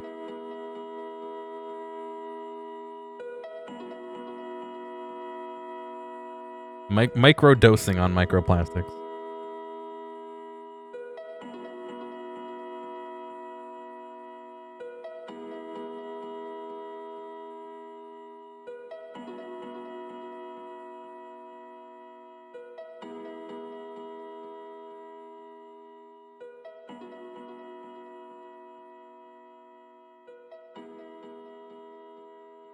Speaking of microplastics here. Ooh, that hurts actually. This unit is separated from the heatsink, which I pulled off, is separated from the main body by some plastic spacers. And I'm thinking, for fuck's sake, Zot. Fucking... It's fucking Valentine's Day and I'm getting berated over here. Hey, hang on, I gotta unmute you in OBS. Okay, now you're unmuted. Oh, good. What's going on, I dude? got my shit video on too. I see it. Oh, sorry, I've been poking at the piano. All good. How goes? What are you doing? I've paid not attention because I was doing other things. My old power supply that I took out, the 3080 wasn't liking. I'm taking it and I'm gonna convert it into a benchtop power supply with like 3.3 volts, 5 volts, 9 volts, 12 volts, and variable output voltage up to I think 50 volts. But why? Because I do use different voltages while I'm doing like guitar pedals and shit just to test or doing Arduino stuff. Oh, I misunderstood. I misunderstood the context of the power supply. I mean, I could just get a wall wart, but I have this power supply that is a good power supply. This thing was expensive, man. It just can't do the 3080's like transient spikes, I guess. Can't handle the juice. Can't do it, man. Can't juice the beast. Can't boost the juice, man. Can't boost the juice for the beast. At the very least. Yeah, so that's what I'm working on anyway. I wonder if Google knows how to change the color of my lights. I haven't tested this. Okay, Google. Change the color of music lamp to blue. There you go. Holy shit, it did work. Everyone's lights just changed now. Oh, blue double D. Yeah. What? What? Come on. Fuck you. Don't give like a little half snicker at a perfectly aimed meme there. Perfectly aged meme, yeah. Perfectly aged artisanal meme.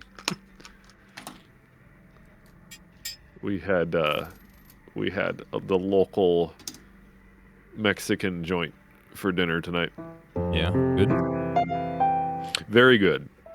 I had the tacos pastor, and it comes with the always nice refried beans and rice. It comes with the pastor. Comes with the pastor. It had like pineapple in it. It's very good. Bailey, I think she had a fajita quesadilla, which I don't think is very traditional, but it was also good because she didn't eat all of it and I ate it.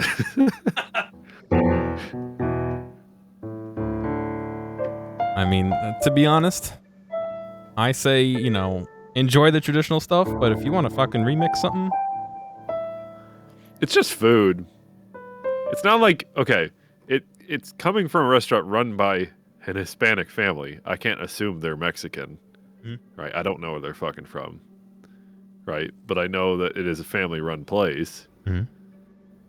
But it's like the default food you see at like a Mexican restaurant in the United States. In a lot of cases, it's like it's not traditional. Sure. Because, like, to say, oh, it's Mexican food, like, there's different areas in Mexico that eat wildly different styles of dishes and whatnot. No, I totally get that, and I think same thing like with Chinese food. I don't think most of that stuff that they serve is really... Well, yeah, I don't think General Tso's chicken is traditional. I've never met General Tso. I don't know. I don't think... I'm pretty sure fortune cookies are an American thing. I don't know, man. No, I'm actually... They are. I know they're. Mostly. I can't guarantee my knowledge anymore. Can we talk about that? You're getting old, man. No, it's not getting old. It's just... No, I know. It's too much info. Too much info, and it's like gaslighting yourself with your own poor memory. Yeah, I get you. What was it? Was it the Berenstein Bears? Berenstain? Berenstain? I have the Analog Pocket in my hands right now. Oh yeah, I remember you wanting to get that. How are you enjoying it? A lot with asterisks. Okay. It is the best form of the Game Boy, Mm-hmm. hands down, Mm-hmm. of any Game Boy player. It plays like regular Game Boy games. Yeah, it's a Game Boy. It plays Game Boy original through GBA carts, and then they have attachments to play other handheld carts, and it's FPGA Hmm. Okay. emulation. Mm-hmm. So virtual hardware emulation, which is Yeah. really cool. Screen, very high quality, and it comes preloaded with its own DAW for the Oh Game Boy. yes. The I can problem see why you is like that that. I don't like the DAW Oh, that okay. came with it. Rip. Never mind. Okay, doing anything like programmatic in a Game Boy menu with Game Boy input controls is a nightmare on its own, right? Mm-hmm. Like imagine trying to like how do you copy paste something with a D-pad start select and AB?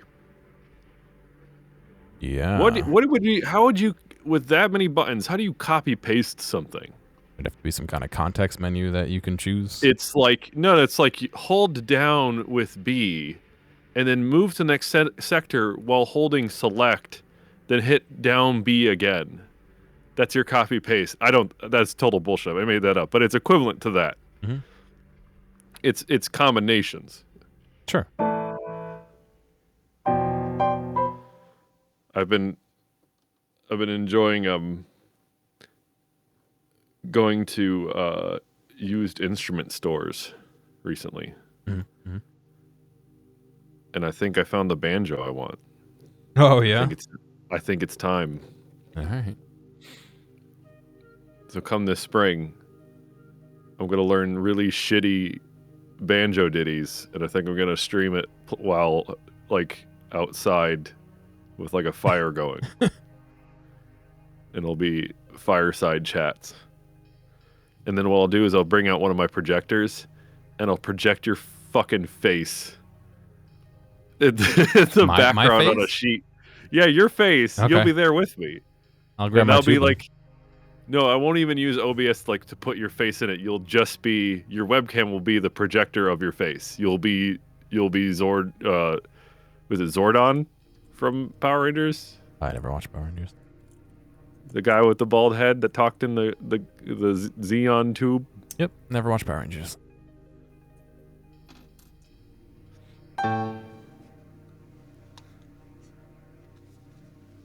Anyway, back to the Analog Pocket. I have a cartridge for the other DAW that I've been learning, which is called LSDJ. Mm-hmm. And the problem is it's literally the cart. This is not even a flash cart. I actually purchased a cart of it. Problem is it's like a few versions behind, and I have no way of updating it. Interesting. They didn't give. I guess yeah. You'd have to send it away for a new one to get. It's just right? it's a repro cart Yeah. of the file. It's I was having to pay for it because I wanted to play it on hardware, and I didn't really want to. I think at the time, I was having a hard time finding a flash cart that was a reasonable price, but I also could have just not cared. It could have been apathy. What's going on, Vlad? Vlad Hey, Vlad. says Zardoz?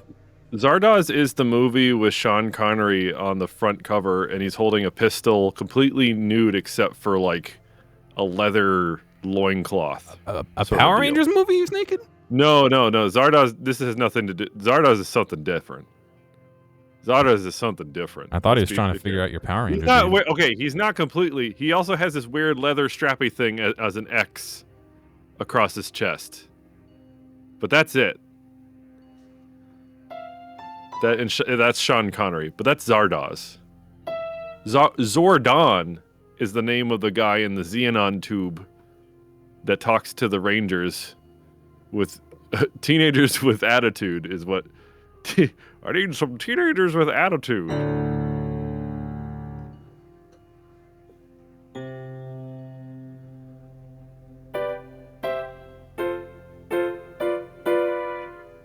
this song.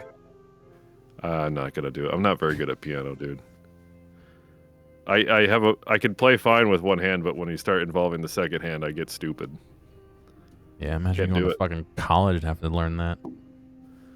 No, it's just I ran out of sucked. time. I'm too old to break that wall without just It constant sucks. repetition. It sucks, man. Imagine have to do that for a grade, and when you don't pass, you gotta retake music theory and piano. Is that what happened to you? Yeah. Did you suck the piano? Dude, let me tell you, reading piano left hand, piano, or I guess two clefs worth of piano and the vocal part at the same time, and singing and playing is impossible for me. Just because of the way I process stuff, I can't do it. So for every single thing I had to do, I had to memorize it. So I would spend hours in the fucking rehearsal room. But that's not how you do music, though, bud. But that's how I passed the class. I know. I'm just saying. I can't read those 3 lines of music at the same time fast enough for me to play. And I don't know if that's because I'm bad at music or a bad processor or because I have fucking, writing disorder. Like, I don't know what about it is so hard. I want to know since, okay, so let's talk just piano, just the nuts and bolts of physically playing it, right? Yeah. You need to be a proficient piano player, you need to have complete independence of all 10 of your fingers. And then both your hands, right? Yeah, not just basically. Not just independence of when to tap, but also independence of rhythm. Because you could be playing a bass line that's in a different meter than whatever melody. Sure. All the time. That's jazz or whatever. Mm-hmm. I don't know how the fuck to do that. My brain doesn't allow me to do that. Can you do the 2 verse 3? Like, you know what I mean? Can you tap that out? No, I can't. No, I could do it, but I got to get into it. And it's mind games you got to play, and I'm too old for the mind games. I'm too old for these mind games. They don't work on me. I'm yelling. I'm sorry. Sorry. Yeah, I have to like sit there and really get into it. I'm fine hearing it and playing against it, but doing both, it's hard. It's hard, man. It's okay. I can still make ambient music because it doesn't require that shit.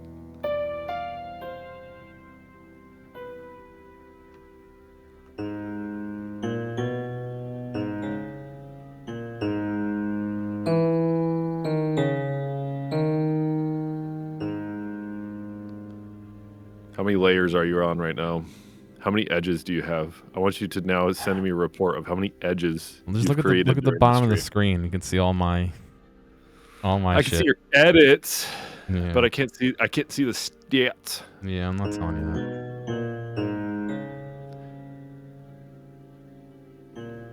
that. I want Fusion 360. Yeah, but .edu email, you get it for free. Not for you only get it for a year. I've had it for more than a year. My license ran out. Oh, but that could have been. Remember, I made the goof. Yeah, we'll talk. I know what you're talking about. No, I'm a student and an employee. Yeah, I mean, yes, I have an employee email and I have it for free.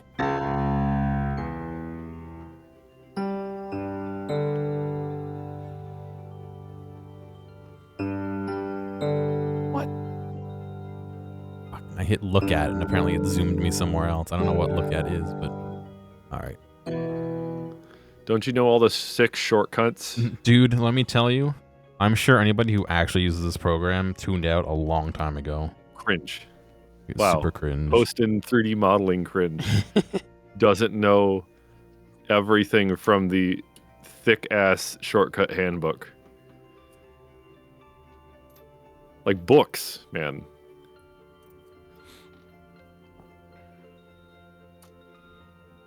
$84 by 62.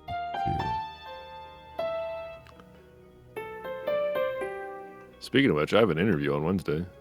Oh, yeah? Yeah. Sweet. I mean, I'm actually in a healthy position at my work where I can tell my boss I have an interview for a place and it doesn't cause drama. Because I could imagine a lot of work situations where if you said that,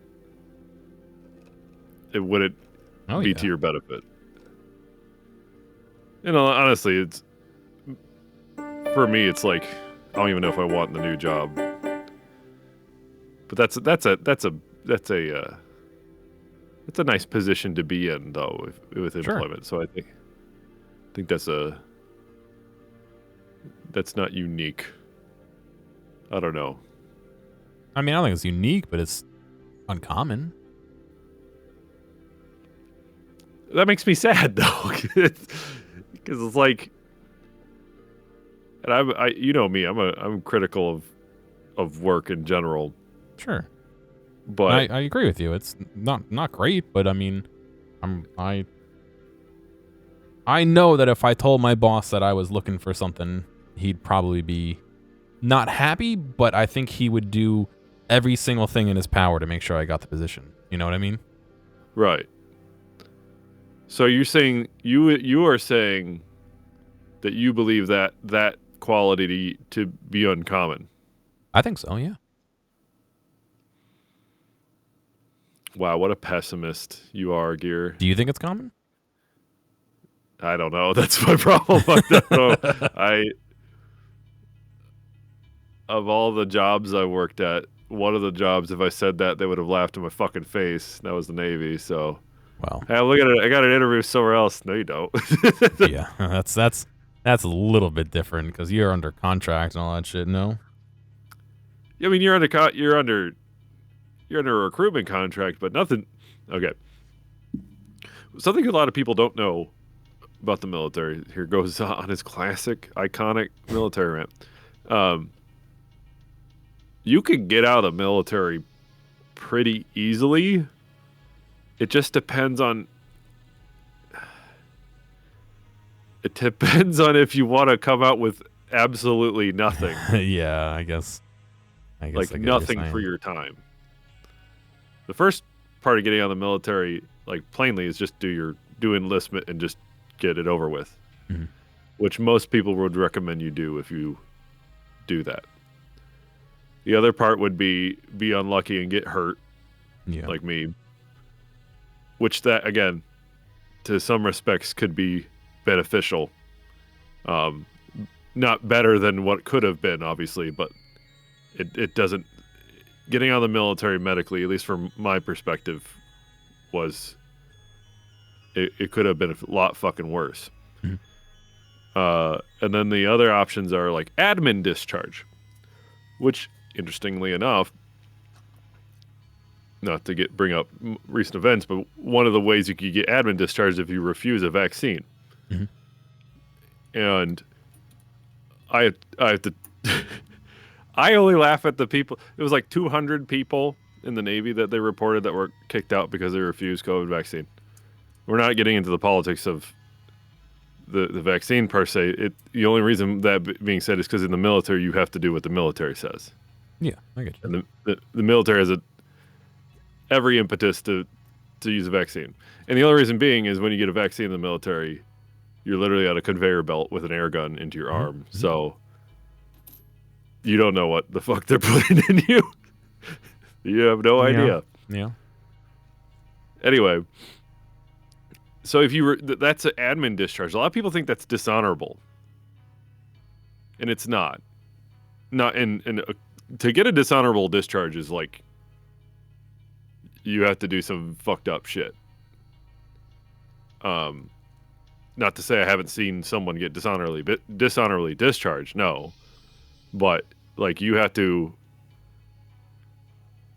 like AWOL in a lot of cases you won't get dishonorably discharged so long as it's like nobody died because you went AWOL.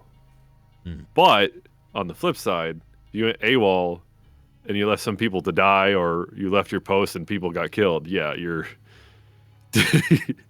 that's like I would say one of the ultimate fuck ups of the military is that sort of thing, Yeah. and it happens. And that would get you dishonorably discharged among probably worse things. Especially if you're deployed somewhere the vaccine is preventable disease. Well, the thing is, like, they'll give you vaccines for stuff I would argue you don't need, but they give it to you anyway because they don't know where you're gonna go. Mm-hmm. Most people aren't gonna go to like Japan, but they give you vaccines that are required for Japan anyway. Like, Japan is a big Navy station, but not everyone's guaranteed to go there, but they give you that. Like, Japanese encephalitis is one of them. I'm pretty sure I had the multi-stage anthrax as well.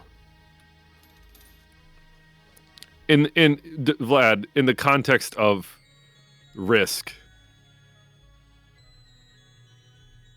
and I'm not saying the risk of vaccine, I'm saying the context of you getting sick from that is based off of if you even go to the area. That's what I'm talking about.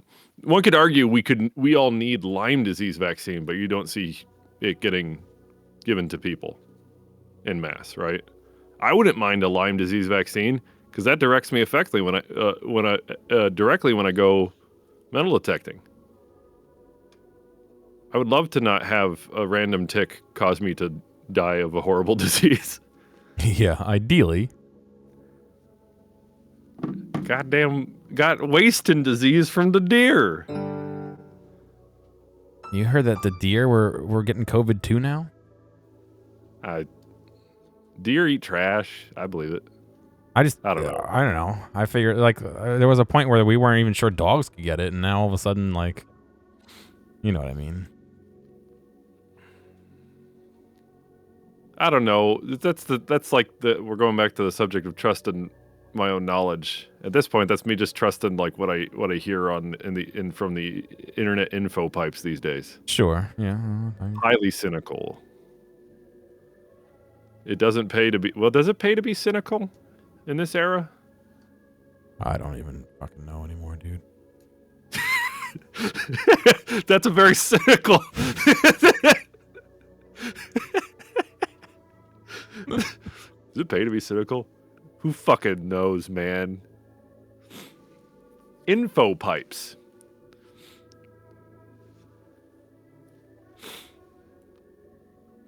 That's what Gear is designing right now, technically. An info pipe, yeah. Raw, direct feed, very specific info known as raw data. Bzz or bzzz. Yeah. In the context of power. More buzzes. Good. More buzzes, more power. To answer your question, Vlad, I'm doing my own spin on a benchtop power supply, based off of a ATX power supply that I have laying around because my GPU is a power hog. What are you using for your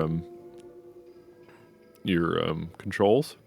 Just off the shelf shit, nothing too crazy.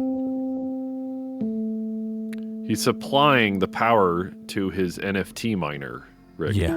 Yes.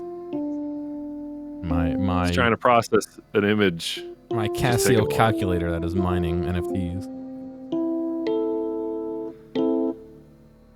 No, I want to do something for excuse me, for like when I'm doing like guitar pedals or if I'm working on Arduino stuff or whatever. Yeah. Adjustable. Yeah. Power high power conditioning device, you know. No little warbles on the line with this box he's making. Hopefully not. Kind of. I mean, yeah. My like I said, my idea was to have 3.3 volts, 5 volts, 9 volts, 12 volts, and then variable. I believe this goes up to 50. I'd have to look, but either up to 50 or up to 30 volts.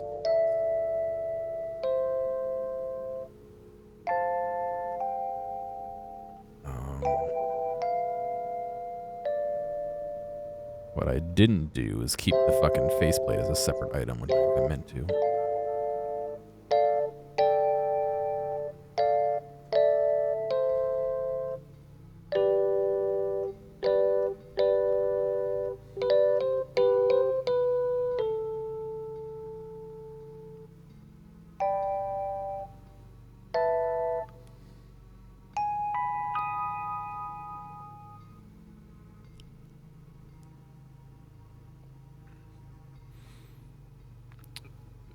On what percentage of cut out is this? What do you mean? Like, how close am I to being done? Yeah. Not too far off, I don't think. I mean, I honestly won't really know until I print it and try and put it together. I'm really bad at judging. What are you using for your dimensional rules? What's your Millimeters? Huh? Millimeters? No, like, is your power supply like just you have the guts of it measured out? No, I'm not taking it out of it. It's gonna slide into it. It's just gonna slide. Oh, Yeah. I thought you were just this. Never mind. No, look. Don't listen to Dave because he doesn't know what the fuck he's talking about. Look at the. I get it. You don't. Box go in, even though it didn't do. How do I do? There we go. Look at it go. Wow. Look at it. It goes all over the place. You should make a really, really big Pez dispenser. I'm sure there's a 3D model for a Pez dispenser online. You can just blow up. Oh, absolutely. Too much innuendo in this Valentine's Day 3D. Yeah. Block go in. Haha, hot.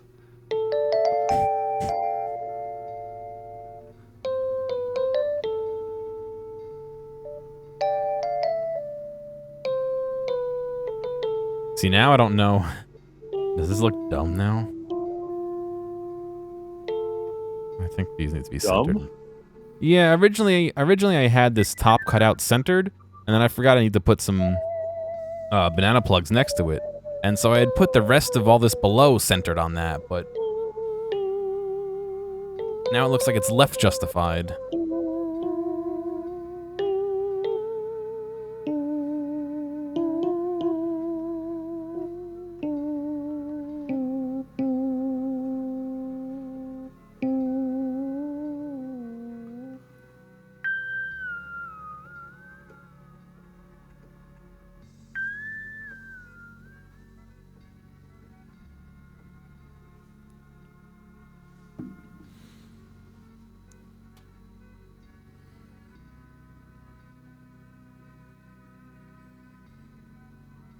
Let's see.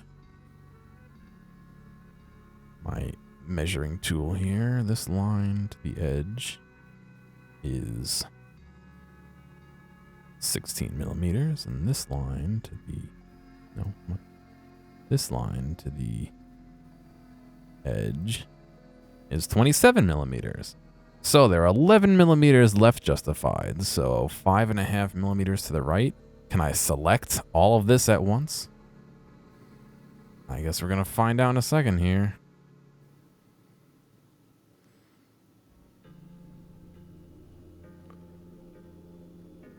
Gear, have you been on Zuck's Metaverse? No. Did you get his invite? No. Is it invite only right now? I don't fucking know.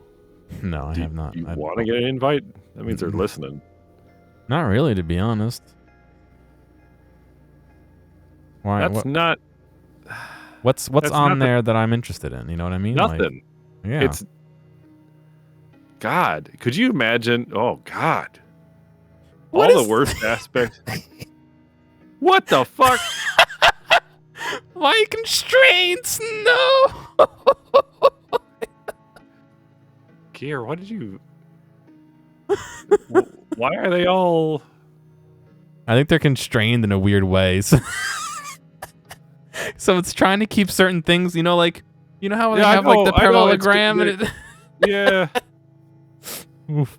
I think you broke zero. No, zeros on a. You inverted a sphere. Yeah. My thinking behind that is, if I want to, if I wanted to do that, I've only played VR chat with you that like 2 times. There's a ton of shit I could look at in VR chat if I was really interested in doing that kind of thing. I'm just right. Not that I'm not interested. It's not, the payoff isn't worth it for me. To go fool around and experiment like that. Maybe maybe if there was a little bit more to get out of it, I would be like, oh, all right, let me see. What, for But VR chat or metaverse? yes, Both. I don't doubt I will have a nice experience in VR chat, but I don't know if it's just Yeah, but quite worth if my you just go with hassle. like friends, it's way better than going out like Oh, I don't doubt that either. unprotected. Whatever you want to say. I For what get it's you. worth, I am the opposite. I enjoy VR chat for I the awful I aspects of it, but that's because I don't know. I'm sure you do. I don't know. I just like Doesn't pay to be cynical. it doesn't pay to be cynical. That's what it boils down to. No, I don't know. It didn't. Not that it didn't grab my attention, but it's a little bit tougher for it to hold my attention. I guess is my. Yeah, yeah. Well, I mean, for what's worth, it's got more like tactile shit to do, but you do have to have like an itinerary. Is a thing. At least for VR chat and stuff within. I don't know what the fuck the Zuck metaverse is for. The Zuckverse. Zucktown. Going down to Zucktown, it's where I'm likely to fucking frown. Going down through the info pipes. Once I get there, I'll see all the... I'm just thinking of all the awful stuff that's on Facebook, but then getting personified virtually. Sure. I mean, look at all the people who were saying that there's like rampant harassment because there's no like. Oh, well, that's what the 4-foot barrier's for. Oh, right. It brings people together, Gear. Yeah, I'm not sure it's bringing them together the way everyone wants it to be. How disappointing. I mean, I think that's like their pivot, right? Because Facebook is like hemorrhaging money now. Well, at least stock value. Yeah. But also, apparently, they're hemorrhaging users. They actually lost users, which is I don't never, literally, no, it's literally never happened for Facebook. They don't know what to do. Stop being a shitty company. I mean, I don't know. Yeah, maybe. Maybe that'll work, but we can also monetize it more. Well, I mean, that's at the point they're at. Growth is the only thing that matters with any company. Let's be honest. But when you're that big, and you start losing value. The wonder is, where does the ball stop? You know, like where does it sit in the valley, and where's like its settling point? Sure. But yeah, is the metaverse let me look like an anime girl? I don't even know. I can't be bothered to, one, reactivate my Facebook account. 2, get an Oculus. Although they are nice headsets. I hear the hardware is okay for the target market. I've not tried it myself, but if Valve can get off their butt and make a wireless Valve thing that does it just as good as the Valve Index, don't need to worry about an Oculus Rift or Oculus. I guess the Quest is their main dig. That was their niche.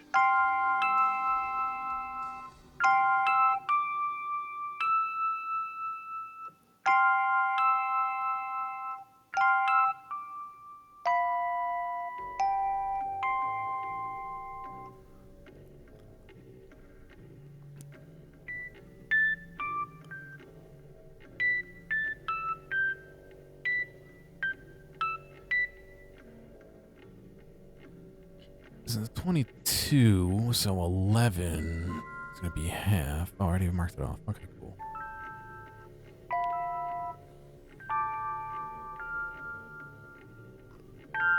I'll put the fuses on the front as well. This as well. So did you take coursework in CAD? No. So this is all YouTube toots? Yeah, and just self-taught by experimenting, but yeah, YouTube and... Oh, yeah, I mean... Yeah, no, this is all me just fooling around. I mean, all that stuff I did for the hospital where I made all those, all that shit that I sent to the Smithsonian, that was all I just taught myself, like, you know. Heard it from here. If you hear from Gear, just use YouTube toots. Just use YouTube and you can make things that maybe will eventually save someone's life. Who knows? Or maybe end them. Well, the doctors did say it was okay. Let's I'm not saying be your clear thing, about this. In general, okay.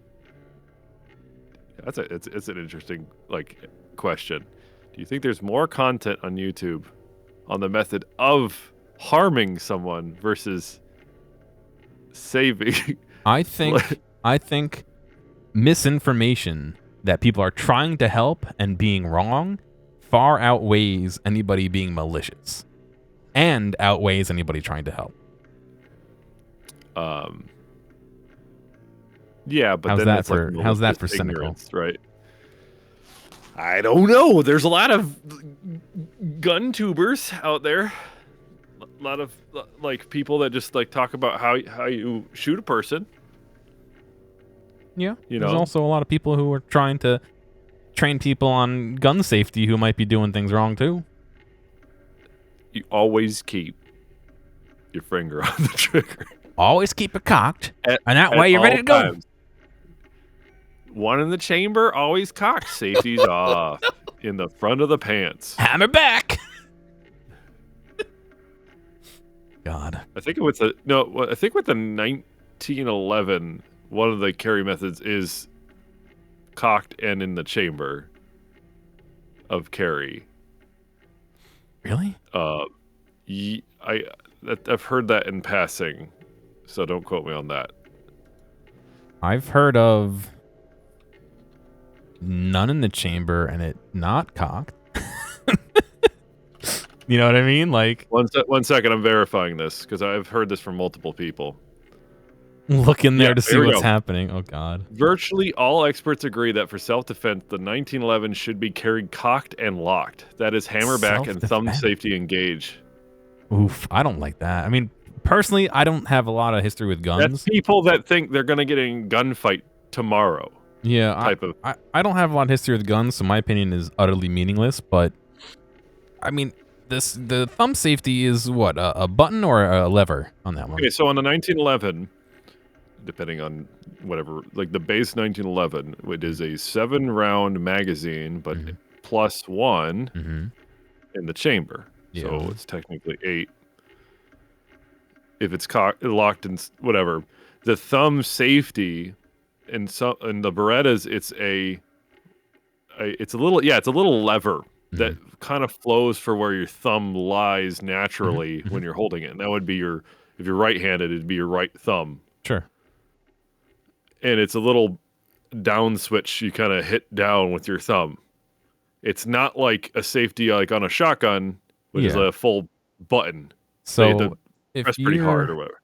If you're doing a hip holster on that, would that lever not be? If you have a cover on it, I'm not saying you'd be fine. I wouldn't. I personally, I would never carry cocked and locked. I think that's dumb as well. I'm just thinking if they're carrying it on a hip in a holster, I would assume that the holster would have a leather where that would be, so it couldn't catch on your clothes, right? So you see that if you've seen a holster for police officers, most police officers don't carry 1911s, but you'll see this little leather strap that kind of goes on behind the dovetail of the gun. It's like a little flap. Yeah. That would cover that area. Okay. Then I have a little bit less of a problem, but still, things malfunction. Like things, what's stopping something from hitting it and really breaking nothing. it? You know what I mean? Like they have self-defense revolvers that they're hammerless, mind you. So keep that in mind. Because if they were hammered, I would never recommend it. But they recommend hammerless revolvers for they push them towards women to use in their purse, because if it's in your purse, it's jingling around with all the shit in your purse, because that's the thinking. They'll think, oh, it won't catch on the hammer, it won't fire. But some of these guns don't have safeties. Yeah. And it's like, oh, it just has a heavy trigger. Like, what the fuck? Yeah, I get you. No, these are older ones. I think the modern ones, it's like a dual action trigger. Or it's not dual action. It's like some little bit of it has to be depressed while the full trigger is pulled. It's weird. I'm Glocks. with you. I would not carry a gun in my purse either. Nor would I. Fanny pack, man purse, or otherwise. You know, they don't have to be called man purses. Men can carry purses. They're bags. It's just a name. Is that double action? I thought double action had to do with something else, but I don't know. I'm not that smart with guns. Amish left. He's my gun nut friend, so he knows too much about guns. It's 12 o'clock. Hey, thank you, Al. Yeah, Hello, I don't know enough about guns to really have an opinion, to be honest. Not to not have an opinion, excuse me. To not have an informed opinion. You don't need to have I mean, it's a fairly safe position to have to say don't carry around a cocked and locked gun. Sure, at least common denominator. There's nothing that can go wrong if it's not. People don't need that. If you don't carry it. We're just talking. You weren't down the trail thread. That you're not following our brainwave length. What's going on? I'm taking a power supply and trying to make a little benchtop power supply, loosely modeled off of this one, but not quite the same. How much do you allow for tolerances on wiggle room? I generally aim for 1 millimeter, which is pretty generous, like really generous. My intent is to print this up and see where things lie and then modify from there. But yeah, I generally don't like. I mean, you can see the gap here if I zoom in on it. Like, this is a gap that goes all the way through. It's a millimeter. I left a millimeter on all sides, so it's technically 2 millimeters. You know, there's gonna be a lot of room. It's kind of on purpose. So why don't you just do half mil? I could. On either side. I could. I feel like that's gonna wiggle. I mean, it might. It's gonna wobble. It could very well. You have the exact like dimensions of your specific power supply? I measured it, yes. I mean, it's pretty much right on. Plus, Did you take one of those little calipers to it? I mean, this is 2 millimeters, which you can't tell because I'm holding it up to the camera. It is a fair amount of room, and like I said, I kind of don't expect me to get this right on the first try, so I'm. How long is this print job gonna take, Gear? I don't know. I can find out. Let's see. How much volume is it? You should be able to guesstimate by volume. I gotta export. Hang on. I don't know what the volume is of this. I didn't look. Sorry, I'm blurring it. It says my name sometimes when I go into the menu. So do this. He's actually not blurring Fusion 360. It's actually very, very awful capture. I just lower my bit rate immensely. Wait, you're doing this on display capture? Yeah. Why? I don't know if I could game capture Fusion 360 very well. It has like windows that come up sometimes. You know what I mean? Yeah, but just don't worry about the windows. Hey, but what? No one needs to see that. This is all windows. Shade. Oh, like the sub. I get what you're saying. Never mind. Yeah. Don't listen to me. I completely forgot. Like, it has like plugins for like the different beds or the making devices. I don't know what I'm saying because I don't fuck with Fusion 360. I tried. It's too big to fit in my fucking printer. Shit. Hang on. Blee, what's up? Oh, what's going on? You're grabbing. You're grabbing a drink. Okay. That'll do it. You can print that. Yeah, it's gonna suck with supports, but if I did this on fast. Yeah, print it diagonally. Diagonally. Print it Diagon Alley. No, no, it wouldn't work. Okay. 1 day and 1 minute is the estimate, but I'm not going to use this printer. I'm going to use a different printer that has a bigger bed that I don't have. 24 hours isn't the longest print I've ever done, by the way. I've done one that was several days that I did in like a really fine quality. There's people that print out like full cosplays in 3D printers. It takes like weeks. Yeah, oh yeah. Look, I'm like, it's like millimeters extra. Look how close it is to fitting upward like this. Ideally, this is how I would print it. If I can get it in the other machine like this, this would be ideal because I would only need supports right for these 2 blocks right here. And once it does from the bottom to there, it's done. The rest of it will be fine without supports. So I don't own a 3D printer. Yeah. And I've always wanted one. Mm-hmm. Do you sleep on prints? What do you mean? Like, do you sleep while a print is going on? Yeah, I've left them overnight just by themselves at work. See, I don't like hot electronics running while I'm sleeping. Yeah, I mean, the biggest issue would be if it catches on fire, obviously, but most of them, depending on what, well, yes, but depending on what setting you set your temperature to be, if it goes above that temperature, it's going to cut power to it. You know what I mean? So it would have to, your brains would have to malfunction, which I'm not saying is impossible. Your extruder is the highest likelihood for fire, right? Not the bed. Yeah, the extruder gets a lot hotter than the bed. Truth be told, I don't think I'm going to get a 3D printer before I get a desktop mill. I do like subtractive manufacturing over additive. But also milling is fucking, from what I understand, way more complicated than 3D printing. Yes, a lot more complicated. Excuse me. I'm trying to debate. I guess I don't need to do that.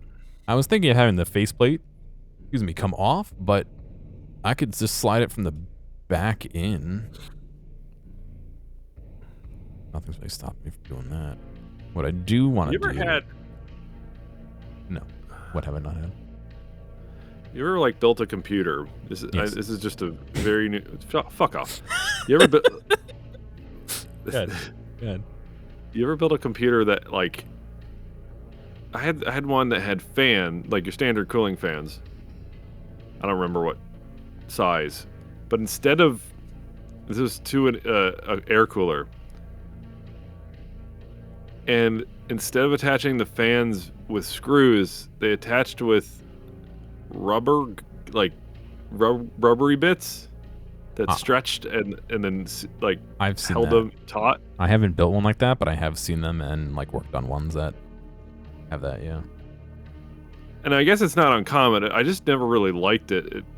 It's like threading Gumby through to hold these fans in my computer. But I thought about, like, if you want to hold the faceplate on, just use fucking rubber bands, gear. Don't make it, you know. No, so what people do, which is kind of cool, is they take special threaded inserts, and they put them on the tips of their soldering iron to heat up, and they just push it into the plastic of the 3D print, and then melt the plastic around it, and it actually forms a considerably strong bond. Because you're melting the plastic around it, you know, especially if you make it solid in that area, a lot more mass to seed into, which is pretty nice. My computer's held together by rubber bands and hope. Yeah.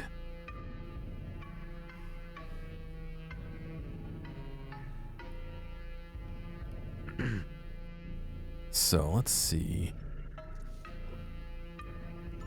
Please. I did the orientation wrong at the beginning, and now everything just like moves wherever it wants.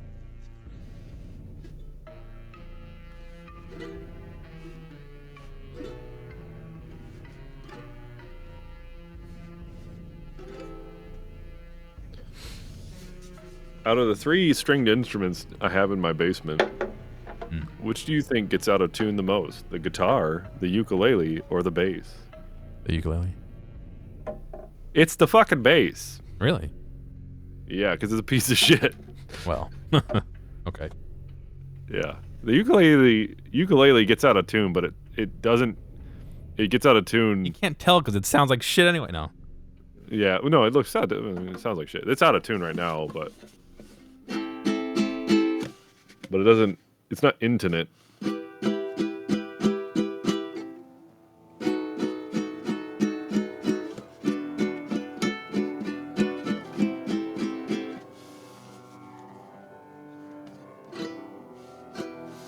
Look at its gear. He's building a box. What will it hold? What will it hold? I was waiting for you to rhyme Spooky with smoke. box. Box? Yeah. A whole lot of cocks. Yeah, that's what I was waiting for.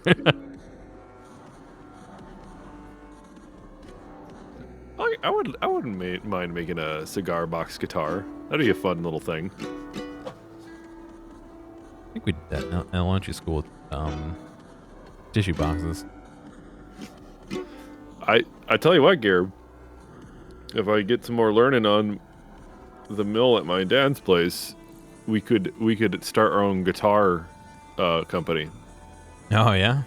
Custom boutique guitars with your custom made effects built into them. Ah, dude, I'd be down. Yeah. Actually, my dad now has a blow forming setup. Oh. Thermoplastic? Yeah. Ooh. He's making domes For his cameras. for right? his cameras. Yeah. Yeah. He showed me. So this is a part of a larger project he's working on. He's helping a group of just old retired engineer farts, cool dudes, but they have access to an observatory that has a telescope in it, and they're reverse engineering it to work with like modern APIs. Oh, that's kind of cool. And they're making a giant telescope web camera. And they're gonna put it on Twitch and let people control it, right? Yeah, no. It was owned by the University of Iowa. Now they have full reign access to it. Nice. And they're showing me like these command things. It's like this is what opens up the shutter on it, like the observatory itself. It's like, oh, and it's all like crusty. It's all done in C actually, but he's writing an API in C++, so they can do like web command calls to it, and then he's also got. But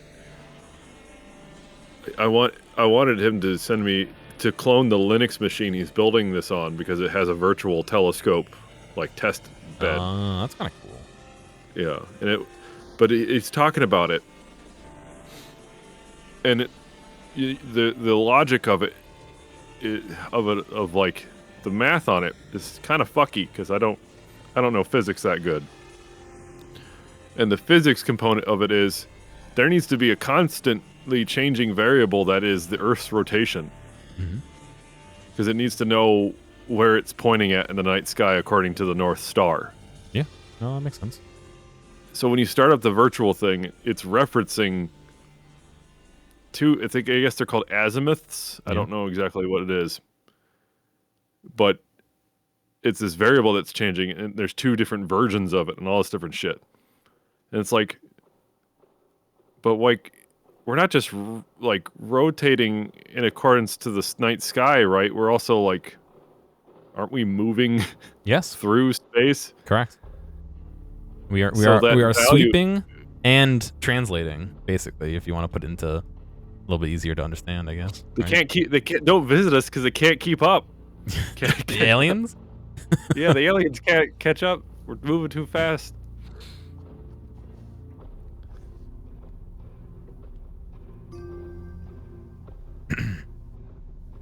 Yeah, spinning while spinning and translating. So, yeah, he's got this Linux box that he's using as a test bed for it, but a lot of the logic and the control of it is very similar. It's like reverse engineering a 3D printer. Yeah. On how it actuates, but instead off of like a single point on the ground. But now I was like confused. It's like, okay, what what is the point of reference? Is it the point where the telescope is attached to the ground, or is it the very, very tip of the lens it's looking out of? I would think that it is the sensor inside the telescope, but I don't know. Neither do I, and I don't think it matters in the context of the programming because it's baked in. But yeah, it was pretty interesting him showing that off. I have yet to get to go out to the observatory, but when I do, I'll let you. I'll send you some snaps of it. Oh, hell yeah. But yeah, I'm actually gonna see if I can get one of those sky cams he's building for my own property. Put it in my garage. Totally doesn't look like I'm spying on my neighbors with this massive camera array. I'm spying on everyone, not just you. I'm sure that'll go over well. Yeah.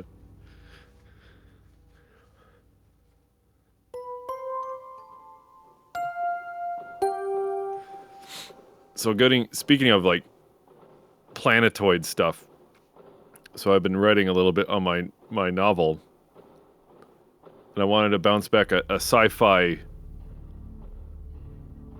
gimmick, if you will. Mm-hmm. And the sci-fi gimmick would be, and I brought this up, but I'm kind of trying to put it into verbiage. So the sci-fi concept is, and again, I mentioned this before, but you have, let's say your house, and there's a sphere around your house, your abode. Mm-hmm.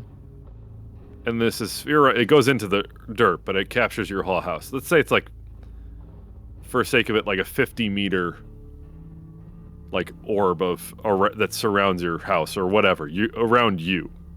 Okay. And this orb basically it becomes a fixed point in the universe. Okay. Think of it as a dot that just doesn't move. Mm-hmm. It's immutable, basically. And that's just like a chunk of the earth, right? What happens at that point, in the very moment that little portion of earth becomes like stuck? You get what I'm saying? I know. And what I mean by that is, if I were to like place anything, like any piece of wood or whatever, all of a sudden you touch it, and it now becomes like a fixed point in the universe, not a fixed point relative to like the planet's rotation or movement, like we've been talking about. Mm-hmm. Does that thing just zoom the fuck away? It loses all inertia. I mean, it depends on your reference point. If the reference point is to the Earth, I would say no. If the reference point is to something in space, then I guess. But no, its reference point is just like, if you could take a snapshot. Yeah, that's a hard thing, right? That's what I'm trying to think, like, it's stopped in relativity to the surrounding universe. Yeah, then I guess it would just fucking fly away. How? But that's what I want to know, is like, how depends on what side of the Earth it was on. If it was on a path of the Earth's movement, very bad things happen. If it was behind it, it goes bye-bye. Right. And what if it was on, let's say it stopped, it's in accordance to the Earth, but it stopped, but it follows the Earth, but it stopped with its rotation. And then it just like starts carving into the ground as the Earth spins. That's the kind of weird sci-fi like concept I want to like get into. Like, how do you fuck with the movements of planetoids, and how would that you kind of make that leap?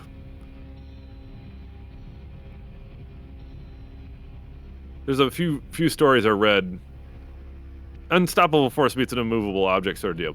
Let's just say the unstoppable force is just the point, though. And the Earth is, well, tough, not. That's why I like the idea of like an alien spaceship literally uses anchors to like park itself so it can keep moving along with like planets or whatever. Like a boral drill. What do you mean by that? Like, Like it would make drilling a hole in the earth, yeah. Yeah, like yeah, depending on its location, right? But yeah, something like that, where it's just kind of like it just scrapes away a portion of the surrounding earth or whatever. Massive destruction, but it's just like it's a house. Like that's what I want to put into the frame of reference. It's like somebody's house, or one other idea was like a chunk of some gas station, and it just became detached, or from the surrounding physics of the area, and it just kind of that object in the space just wreaks havoc on everything. I guess I like spooky space like disasters that aren't comets, like spatial fuck ups, like a mini black holes just showing up in your backyard, sort of terrifying shit. Just really tiny ones.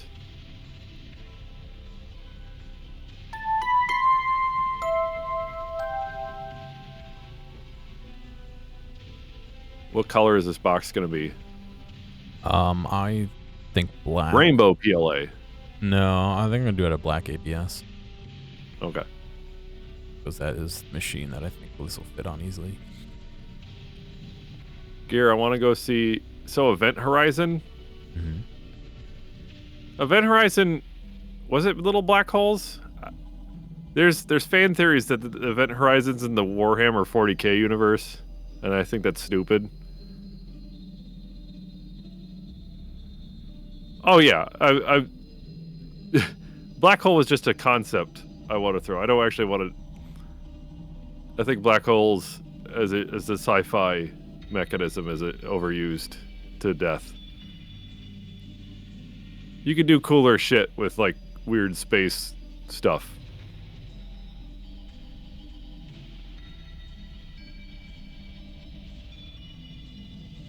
Please don't make Paul W. Sanderson cool. For what's worth, I think he is a Warhammer 40k fan.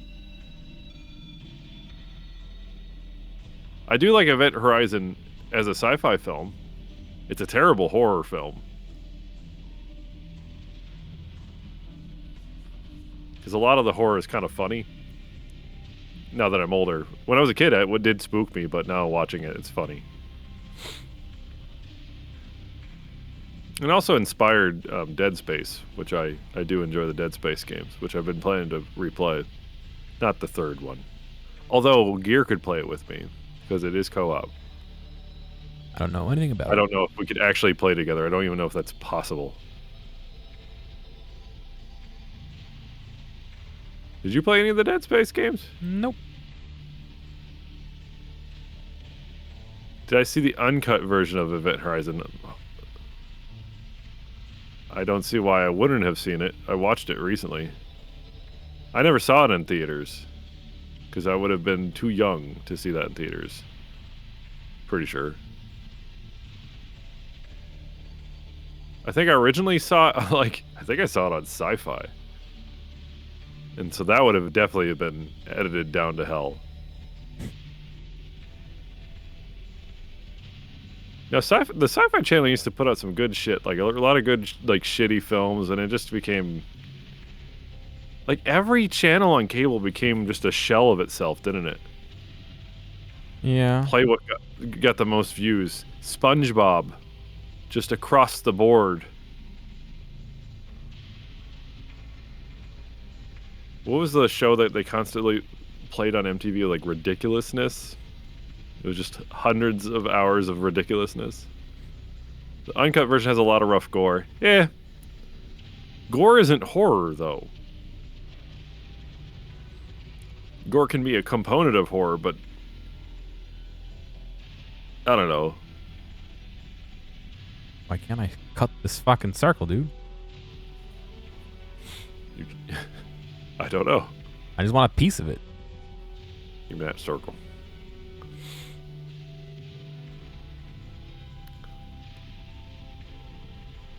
You have a little warning down there. I can't read it, though. Where? Here? It's gone now. We're Oh. 6 seconds or something like delayed, so it's... Usually the warnings don't go away. That's why I was like, what? Well, the warning was gone there. It's gone now. Usually when you fuck something up, it's there to stay. You think hell plus gore is horror. You could have a funny situation in hell with gore and it not be horror.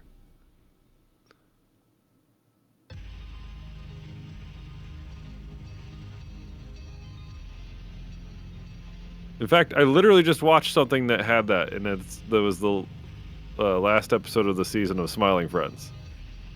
It has gore in it, and there's hell in it, and it's not horror. I'm really cutting the hairs on our argument about horror. It's not an argument. I have just no chat. idea. No clue what that show was about. Never seen the Repo Man opera thing. I'm not a fan of musicals. Not that I don't like them. I just don't search them out. Even though I've been to 2 Broadway musicals. The visual aspect is part of it, but the context behind it makes it horror or not. I saw Wicked and the Phantom Menace of the Opera on Broadway, and it was okay. I haven't seen Phantom myself, but I kind of want to. I played a lot of music for Phantom. Every other concert's fucking has that in it now. Well, when I played. Did I tell you I joined a band? Recently? Yeah. No. Like a concert band? Recently? Yeah. No. Yeah, I joined a concert band recently. What do you play? Tuba? Yes. No, really? Yeah, what do you mean?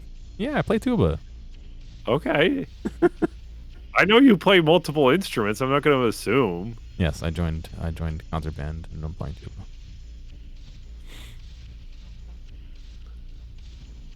What kind of concert band? Like a community band. Like, would you march? No. Would you Play like in churches and at play concert like halls. the Star Sprangled? Yes. Would you play? I'm trying to think of like more of 2 songs when I lost the thread. Would you? Just trying to think of those shit songs, and they're all terrible. They're not even funny. Anyway, well, that's good. How do you just signed up? I emailed them. I was like, "Hey, you guys need fucking people." I didn't say. Yeah, fucking, need but tuba. You need a fucking tuba for your Sweet. band, dude. Yeah, I asked if they needed more tubas, and I was like, "Yeah, we always fucking need tubas." So They didn't reply because he fucked up and he wrote tuna. yeah, do you guys need a tuna player?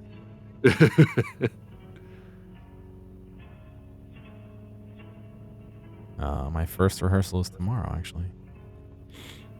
Is it a bunch of people your age, or is it crusty old folk? I think it's a fair mix of all ages and seasons. Spicy flavors of ages. Tuna piano.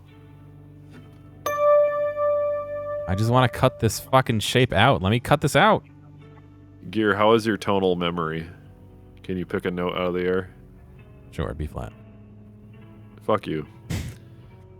All right, here we go. Hang on, give me a second.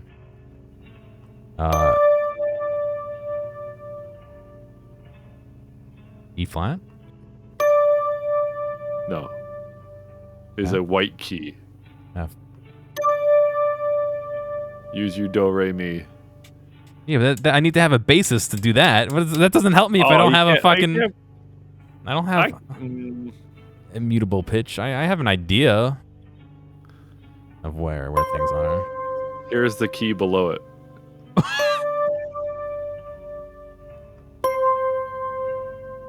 Whole step down, obviously. Uncoded this says time E. I don't know. It's D. you all get a D in note recognitions. None of y'all are magician musicians.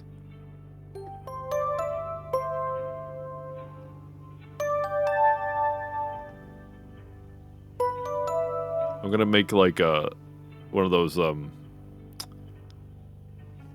those musical stingers they use for old '90s educational like Oh yeah, I know what ads. you mean. Like, no, that's too sad.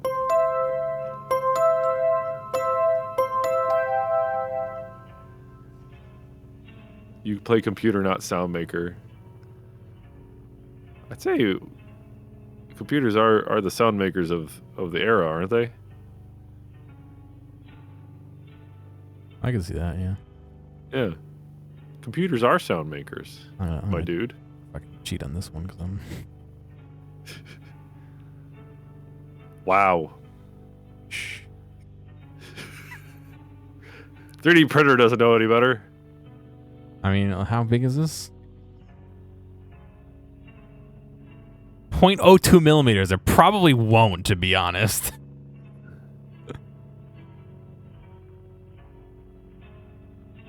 Owl, you imply that someone with musical talent needs to have, without musical talent, can't be a musician.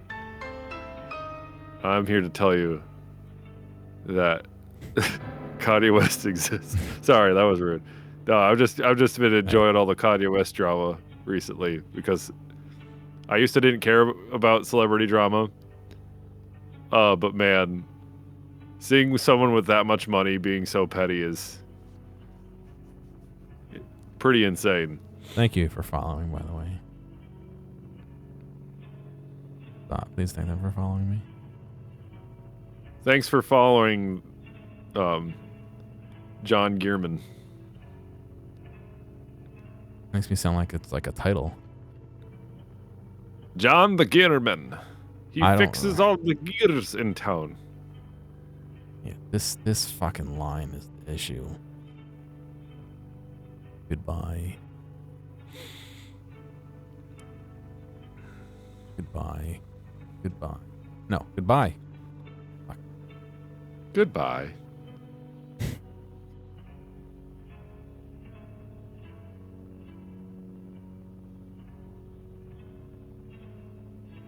I have no drive or motivation to increase my skill in making the good sounds.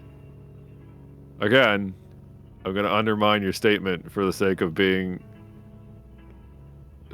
A dick. a contrarian, a dickhead. Not every song has to sound good. Most I'm gonna take the opposing viewpoint and say it does. not every song sounds good. No, fuck you. Not every song sounds good. You know that. Yeah, those ones that don't sound good aren't songs. They're not songs. No, I'm joking, but you know what I mean. I don't know. I don't. I like, know what you're saying, but I don't like the fucking like. You know, I took a shit in a towel and it's art. You know, like. yeah, we talked about piss juice. I get Yeah, it, but yeah. I'm off to make noisecore. You might be the next Noisecore. best noisecore artist because you don't give a fuck. Ride that wave, dude. What's that album that's just industrial noise? You would act like there's only one album of just industrial noise. Open your mind to the fact that there are albums. I would be making air quotes if Gear would put my webcam on, but he hasn't, even though I've had it on this whole time. I've just been watching Zot play by himself. I would put air quotes up, but Gear, you know, whatever. Noisecore. Go ahead, make your air quotes. It. I forgot what the air quotes are contextualized to. Noise. Too late. Albums. Albums. There's a way to make this to fucking stay on top, right?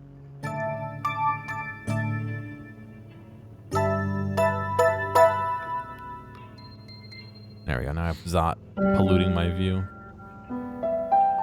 You should just have me as like a very, very light opacity over your whole canvas. No, I'm gonna put you right over my shoulder. Put me within one of like the screw holes. But they move. There we go. You're gonna be over my shoulder. Like kind of creepy.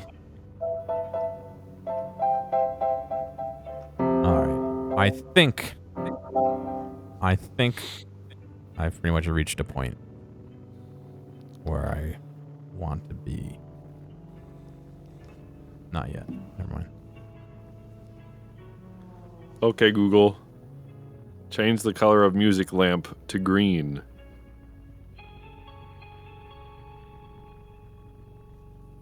Not that visible because there's a lot of light in the background. This is my shitty basement. It's very rare for people to see this. You can't even see it that well because Gear's big Gear is in the What? is An absolute treat. Thank you so much. fuck you. You're bigger than me on the screen. I love your fucking basement. I'm so glad I got to see it again. There's just shit everywhere. Yeah. Make sure to show up to Gears 3D modeling streams to see views Zot's of Zot's basement. Yeah. I was watching exclusive content. I was watching what? Oh, Impractical Jokers. Because it got recommended on YouTube, and of course I can't not watch it. And there was one sketch where they had bags like Ziploc bags with pieces of pizza in them, and they handed it out to the people who were in the room. And the other guy had to be like excited for it and be like, "Oh, that's a big deal. It's a really big deal." And he had to do that for like 2 minutes. It was hilarious. He's just trying to convince these people that like it was a big deal. They were getting fucking plastic bags full of pizza. Yeah, that's a big a big deal. I've been watching I Think You Should Leave. Oh, that's a good one too. The hot dog scene is the funniest fucking shit. And I kind of want to like actually try that at a meeting. Just have it up your sleeve? Because I mean, yeah, just as a, because I think I could get away with it as a funny joke. I mean, and not be cringe. Yeah, maybe. Or maybe no one would notice. That's the other thing. Maybe I'm just really good at being able to eat a hot dog out of my sleeve. Yeah. But see, I don't think I would be able to eat the hot dog in general because it would need mustard on it. I don't want mustard all over the inside of my shirt and or forearm. Can't eat hot dogs without mustard. Yeah. Be careful with these next words you choose, Gear, in reference to the condiments in which you put upon your wieners. I like a variety of condiments. Comments. I am perfectly happy having mustard or ketchup or relish or a combination. Not ketchup, though. Why not? It doesn't work for me. It used to work for me when I was a child with childlike thoughts. Combine all of them. Put some fucking raw onions on there, too. Have a blast. I like raw onions. Hell yeah, dude. On there. Do you like to put the pepperoncinis and then the pickle spear on it like the Chicagoans do? I don't like the pickle. Celery salt? I'm cool with everything but the pickle on those. You don't like pickles? Not a pickle, dude. Well, my grandfather was a pickle farmer. How dare you? Well, I mean, I'm not insulting him. I'm not saying pickles are disgusting. I'm just saying that they're the grossest thing on earth and I would never eat them. Do you like... Wait, do you like pepperoncinis? Yeah, they're okay. I like them in things, but they're different. But not really. No, they're different. No, they're different. Pickled cucumber. They're different. Eat the fucking pickle. Nope. Can't force me. You can't make it.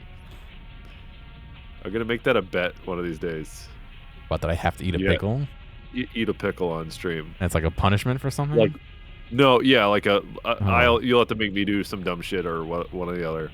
But I'll have to make you get like the ones that are like at the old roller rinks and or like. Who goes to a roller rink and eats pickles? Maybe that's unique to Iowa. What the fuck's going on over there?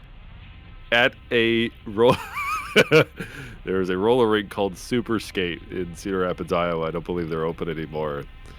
and they had a concession stand, and they had like at the checkout counter, it was just like one of those places like a rack you would see like glasses or keychains hanging off of, but instead it was a sealed massive pickle, like a big old bopper pickle. And you assume that every roller rink has a pickle then?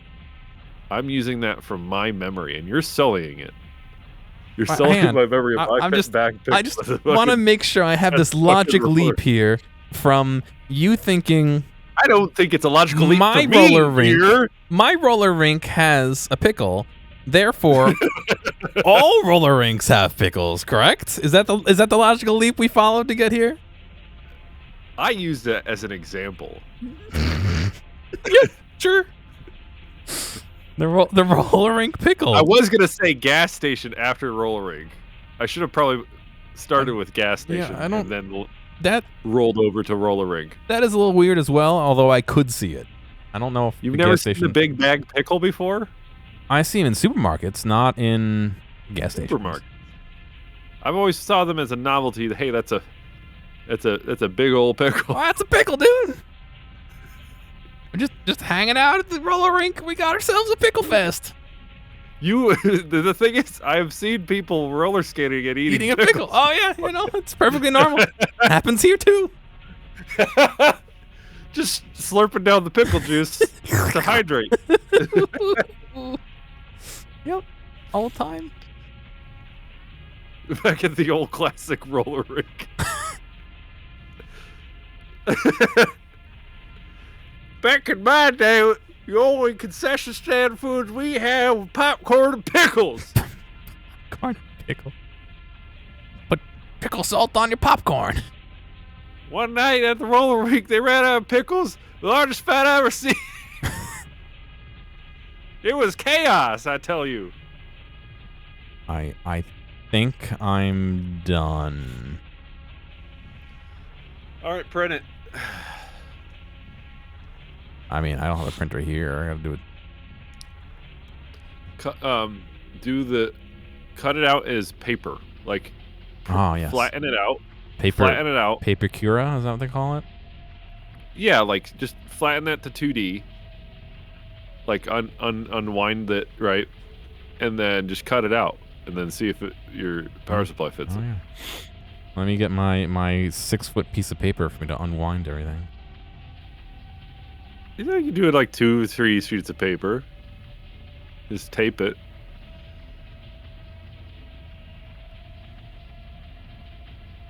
Now I kind of miss going to the roller rink.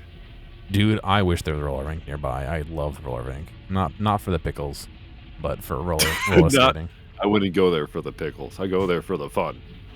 Hey, you know what? If we can find one, either up here by you or down in North Carolina, let's go. I would love to go roller rinking.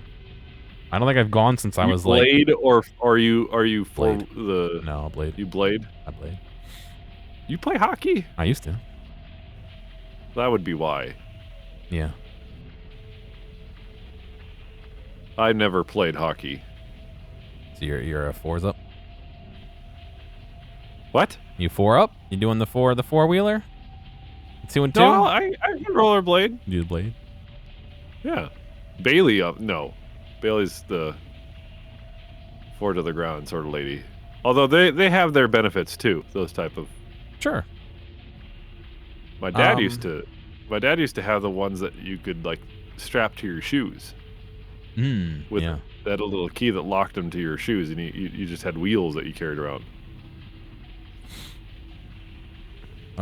You can do that on Kojin. It depends on your slicer. You have to get a slicer that will allow that kind of thing. My goal is to print it like this. Oop.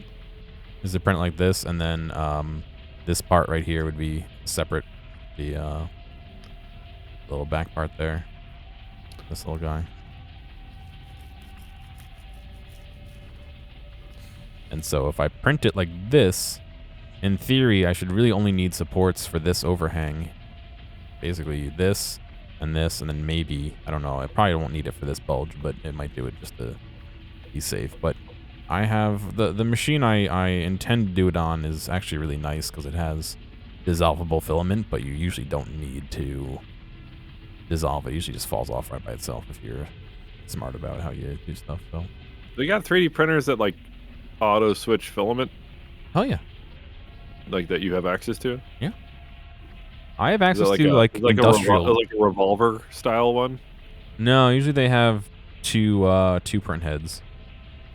Oh, Some of them have two print heads, and then some of them will actually like not unspool, but like retract the filament and then push yeah. a new one out.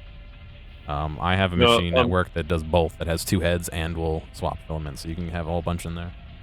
I like the really nice mills that have like all the bits they could ever use, and it just swaps them. Yeah. That is so cool. That would also mean that those machines would have to zero each one of those bits. Yes, ahead usually of they time. have a little zeroing block to hit, or you would do that beforehand and create an offset, and it would remember that offset. But it would need to test each bit, right? At one point, yes. It might do it right before it does its job, or it might do it initially and then store it. Yeah, the tool offset index you would store that, and it would know this tool is an offset of whatever. Sorry, it fucking will actually. I need to show get a my blur hotkey for my email. stream.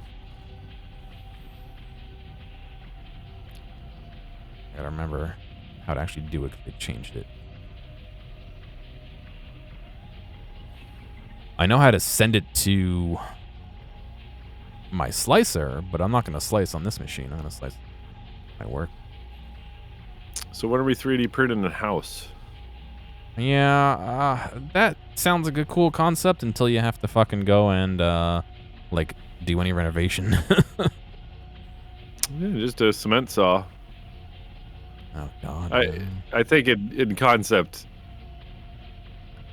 right, the type of people that would live in a house, I mean, I'd like to believe that 3D printing houses would be good for low income dwellings.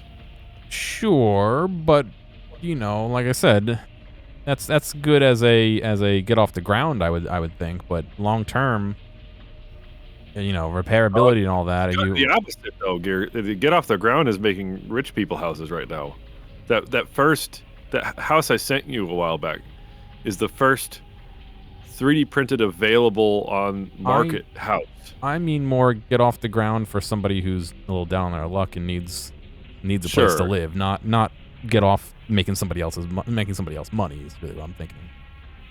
Why 3D print the house? It's a labor thing, Unkojin, purely. Yeah. It has really nothing to do with the material because the proprietary cement mixtures will only work in certain areas of the United States in certain periods of time.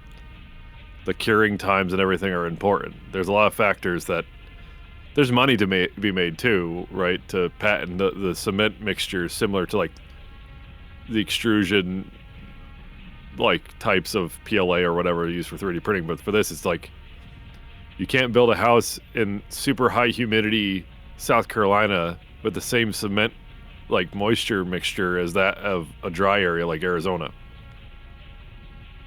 Because if it dries too quickly or cures too fast, it will just be super brittle. Yeah, you basically are mixing on site to spec for the site. But yeah, it's the reason behind 3D printed houses and it being I don't know where I stand on it because we don't know how these houses handle elements in just standard use. A lot of tenements in Florida might be collapsing soon. I mean, they already are. I don't mean to chuckle at that. That's just the sad truth. All right, well. There is an active ire for low-income housing in the United States. And there's laws in place that make it almost impossible for multi-unit dwelling to even be built. And that's just like houses that people can actually afford to buy. Yep.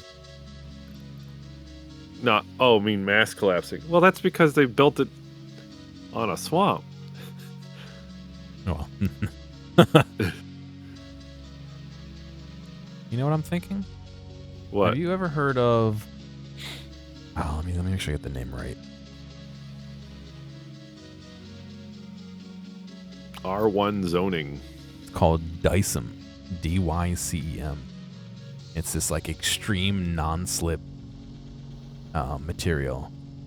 I was thinking of maybe putting it in here to fill the gaps, but that would make it a fucking nightmare to slide in, so never mind. A kick-ass slip and slide. No, more like you go to slip and slide and it slides your skin off because it grips too much.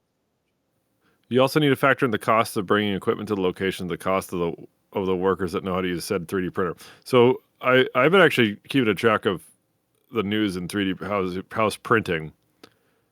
The machines they use are almost standardized. The most common machine that I've seen they use is called a Cobod, and they have different versions, but apparently the Cobod printer is like a standard. And so they got that figured out.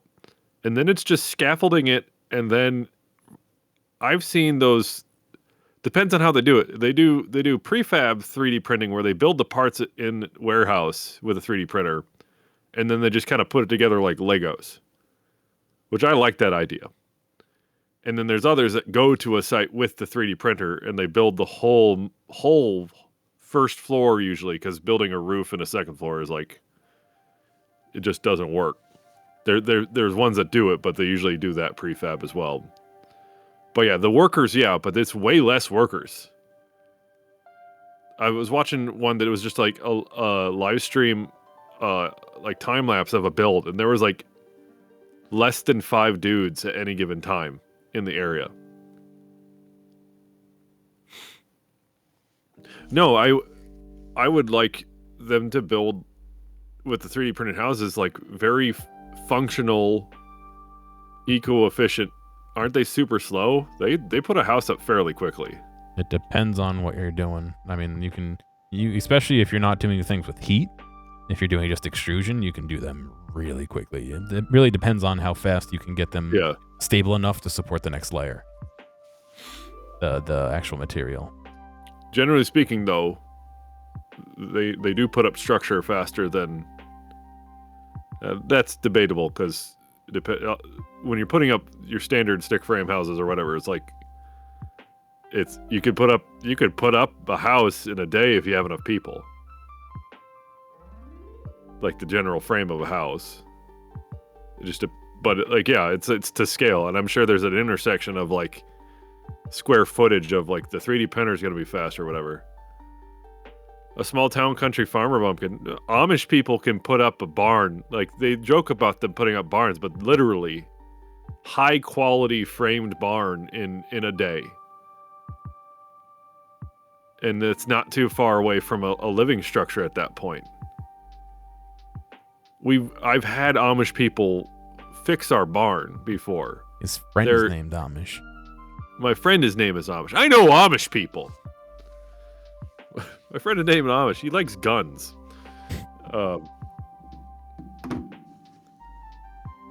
Don't fuck with the Amish. They don't know you're talking shit about them, so it's okay. They don't use the computer.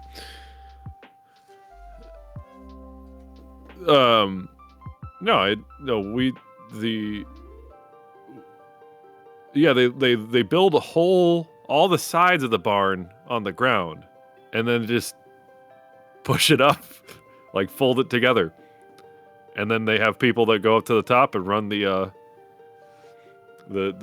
triangles that I don't know the names for. And it's funny because when they came out to fix our barn, there was a guy that drove them there that was former Amish, and he was like, "Is that your Steam Deck?" Yeah, that's my Steam Deck mod. Make it have extra long nipple. That's what I was trying to do, but I can't seem to grab the. Can't grab. I can't grab the center. That's where you put you point those joystick tubes into your eyes. They're not wedges. They're like it's the raftering for a roof. Rafters, possibly. I saw someone printed a small scale version of it. Yeah, I mean, First game console with a fucking hole through it. dude, it's where you put your thumbs right through. Yeah. Oh, could you imagine it uses sonic waves to check the depth of your thumb? No, I'm more thinking you stick them through to hold it, and you can use like a steering wheel. Meow.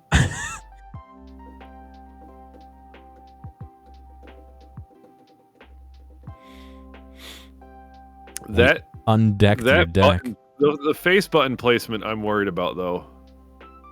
I think it'll depend on your hands. I think I'm gonna actually really enjoy it because I might not have problems with it, the but fucking Wii Switch sucks to use. Oh my god, I cry every time, dude. I cry every time. Let's make an attachment for this, a wacky attachment. I'm failing to think of what attachment to make, unfortunately.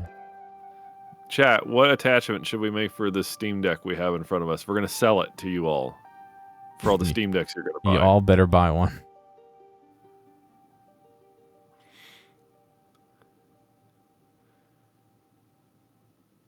Make it like little charms that can like attach to it, like little kitty cat. A little baby Steam Deck charm. Yeah, like the things that like clip on to some. Just no, we'll create. Gear. Let's make a clip that actively blocks all the heat vents. It's like how to keep dust out of your Steam Deck. It's a dust plug. Be a dust plug. Tired of cleaning your devices? Are you tired of your device being cold? Do you want to warm your hands on a hot summer day? Does that overheat warning inspire confidence in you? Why is your computer shut off? You're just not cool enough. Oh, it's got a mohawk now. It's got like a Slim Jim haircut. Snap into a Steam Deck.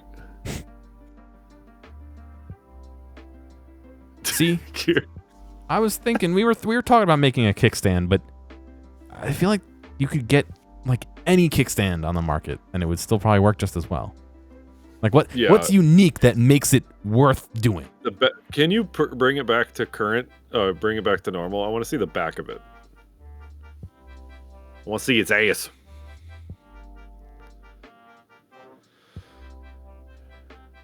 Okay. So it's got is that a vent right there then? Yes. Okay, that's a big vent.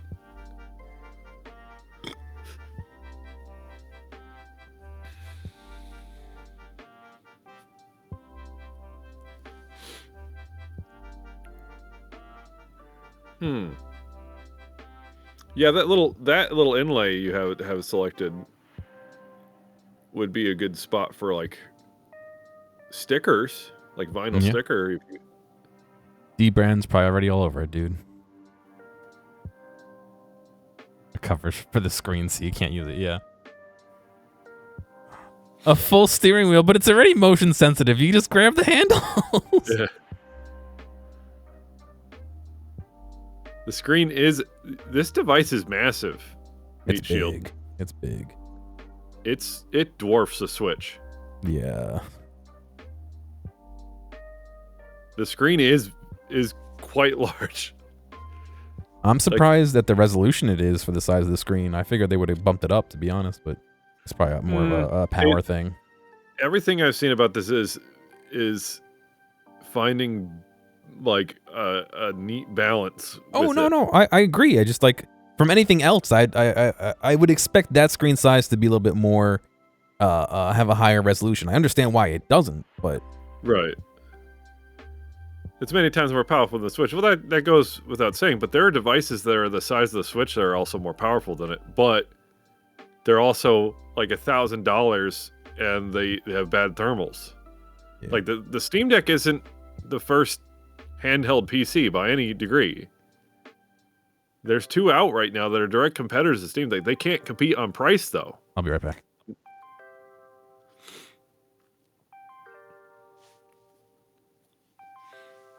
Yeah, make a Nintendo Labo for make the cardboard headset equivalent.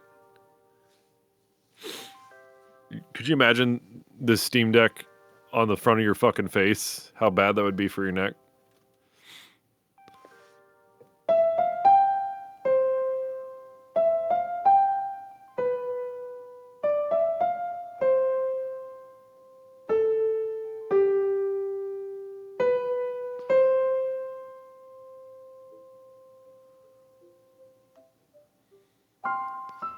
I will say, for one thing, the Steam Deck is going to make LAN parties pretty cool.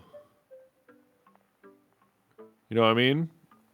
Maybe LAN parties will make a comeback, but they probably won't. But now, if I ever go to like a convention like QuakeCon that has like bring your own PC, I'm not gonna bring my fucking box. I'll bring this thing. I don't really care about like game fidelity when I'm out and about. I just want to play games with people. I love LAN parties, by the way. I wish we could do more of them. But like, yeah, if you've ever been to a convention like PAX or QuakeCon that does bring your own PC, I'm sure there's others, but this is the type of device where it's like, don't even need to bring a fucking monitor. And you can still play most of the games that people would be playing there. Obviously, you're playing with a controller, but guess what? You can use a mouse and keyboard with it. And that's what I was thinking about. Of course, it's a Linux machine.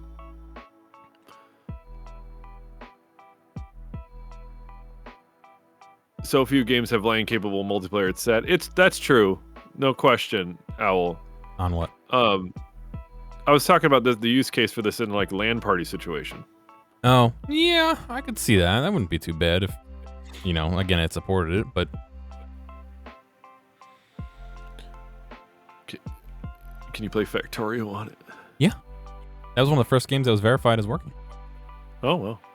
How would you play Factorio with the controller? You can, or it's a touchscreen.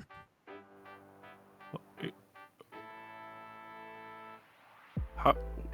Does Factorio have touchscreen? No, but the touchscreen can act as a mouse. That's true. I was thinking about like native touchscreen games. It doesn't, but I could see them adding it, to be honest. Oh god. That's one thing that's going to be sad. I'd want to play Skyrim on it, and I can't mod Skyrim. Not to the degree. SKSE, I don't know how it would run on the Linux. Well, I guess there's a Steam SKSE. I think it's just a matter of time before someone mods it in, to be honest. That'd be pretty cool. Yeah, also you can use the touchpads like a mouse on a computer, that's true. I haven't had enough hands-on with the Steam controller to know my opinion on those little touchy spots. I don't like them for like FPSs, but I could see them being okay for a mouse if you dial it in right. The other thing is you could also just plug a mouse into it. I mean, you know what I mean? Like right. I'm more curious though that the side use cases for the Steam Deck are intriguing to me. And I was saying, if I were buying my 12-year-old kid his first computer, this would probably it. It wouldn't be a bad one. Probably be it. I think my issue would be is, do I want them having a mobile computer everywhere? You know what I mean? I mean, at that point, they're going to have a phone anyway, right? And what age would you want to have a phone? I guess it depends on the decision you're making. Yeah, that's true. I mean, you could also give them a phone that's not, have complete access to the internet at all time, and you know what I mean, like. Right, but I could argue that this is a more locked down system than a phone. I mean more locked down, like where they can browse and stuff, I guess. Right. And who they can talk to and.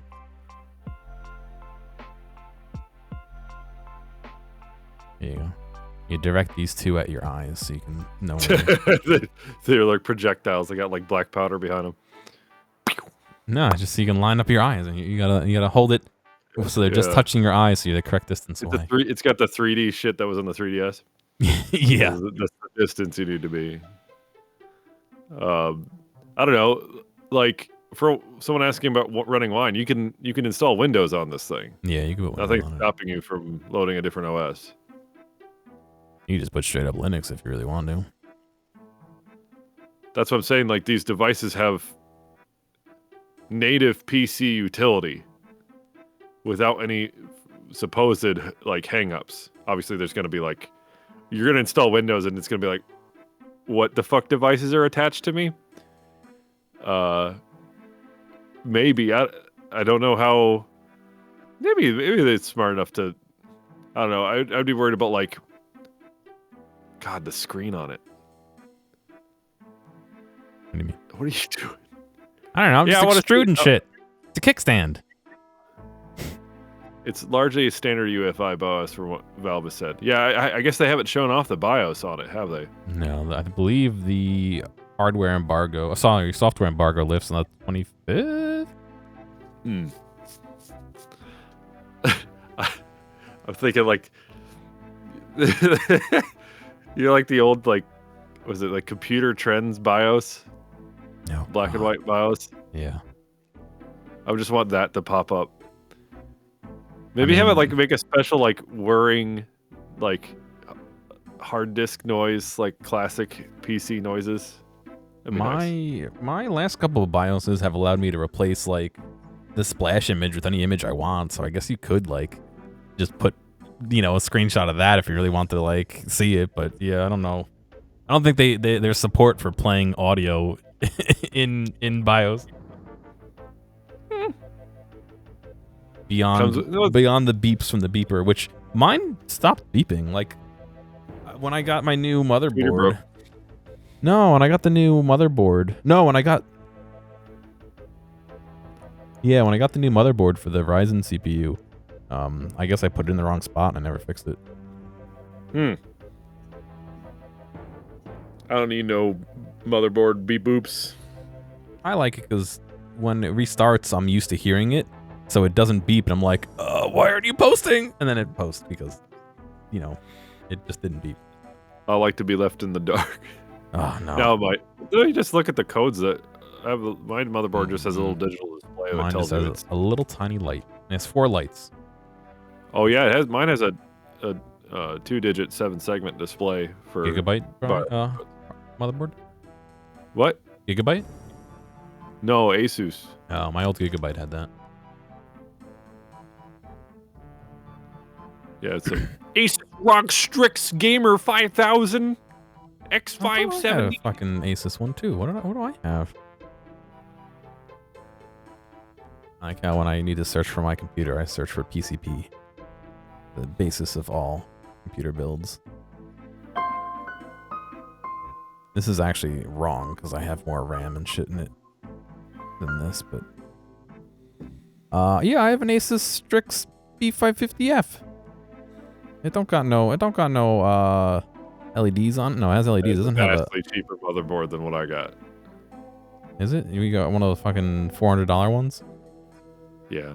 Yeah, I got a $200 one. Also X570 board too. This has served me well so far. I could technically build a second shitty computer out of all the extra components I have, but I don't have a power supply nor the RAM for it. That's what I did with my other computer. I bought 1 stick of RAM and what was it? Oh, and an ATX power. Not an ATX power. If I had a way to a micro to use this. Oh, sorry. Motherboard. No, one of the tiny motherboards. I bought the motherboard and RAM, and then I built another computer after I rebuilt my first one. So this all-in-one PC that I use for my music production, it's nice, and I like its touchscreen as a touch monitor. And I would love to build a different computer behind it. but still have the touch monitor because I use it. The wrong webcam. But I don't think you can do that. Probably not, unless you'd have to look and see. Maybe the digitizer may be connected via like internal like USB, like that you could repin into an actual USB. Maybe. Yeah. I'd rather just strap it to the back of the Mobo that's in it. It's got a 6600 in it. It's not a terribly old chip. Sorry, it's 7700, I think. But it doesn't have a GPU. And thus is worthless. No.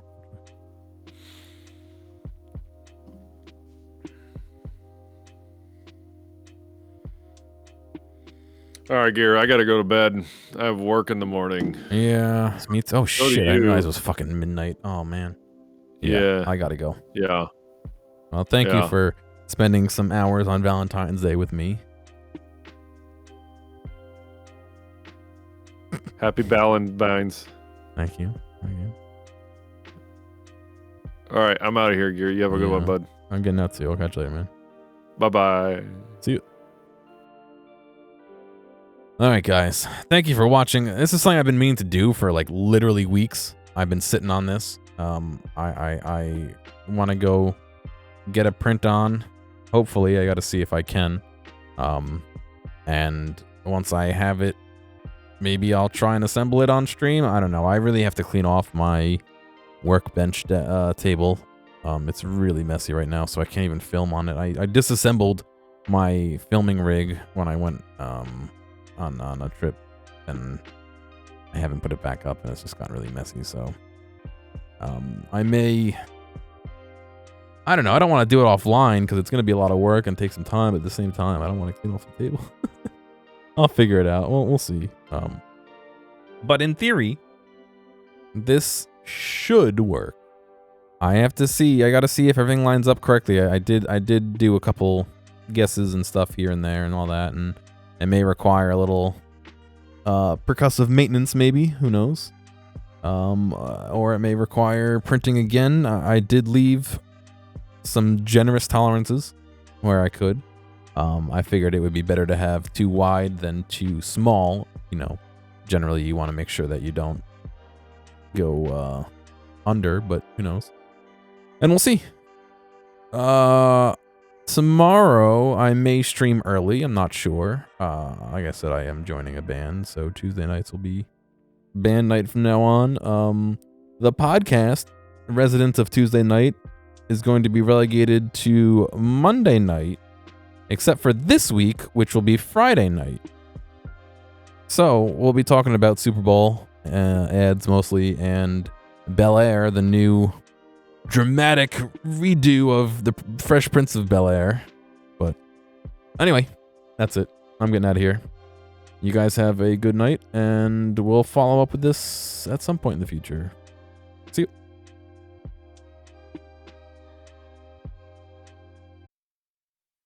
All right, a quick little update here. This is where I left off on this last night. The power supply unit that we're going to build. I brought it to the machine I intended to print it on, and I thought it would fit, and it doesn't fit. It's just barely not enough space. I could lay it down on one of the other machines sideways like this and print it out. However, with the settings I want to do, it's actually an 8-day, 7-day print.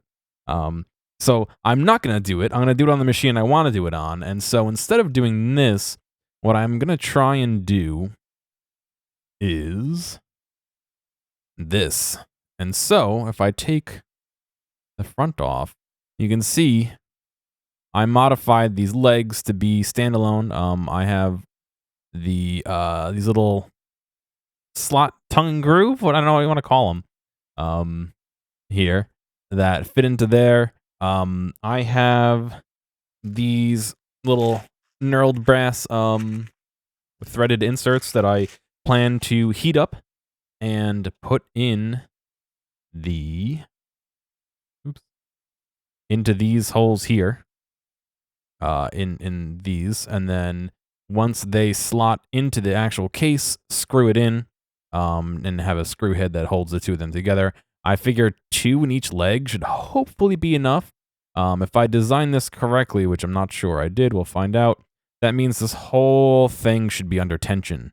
I think what I may have to do is put a little cutout in the corners here, and up in here as well, where the power supply sits, in order to provide something to clamp to, so some force, so make it a little bit shorter than the distance from this face here to, you know, that hypothetical little block.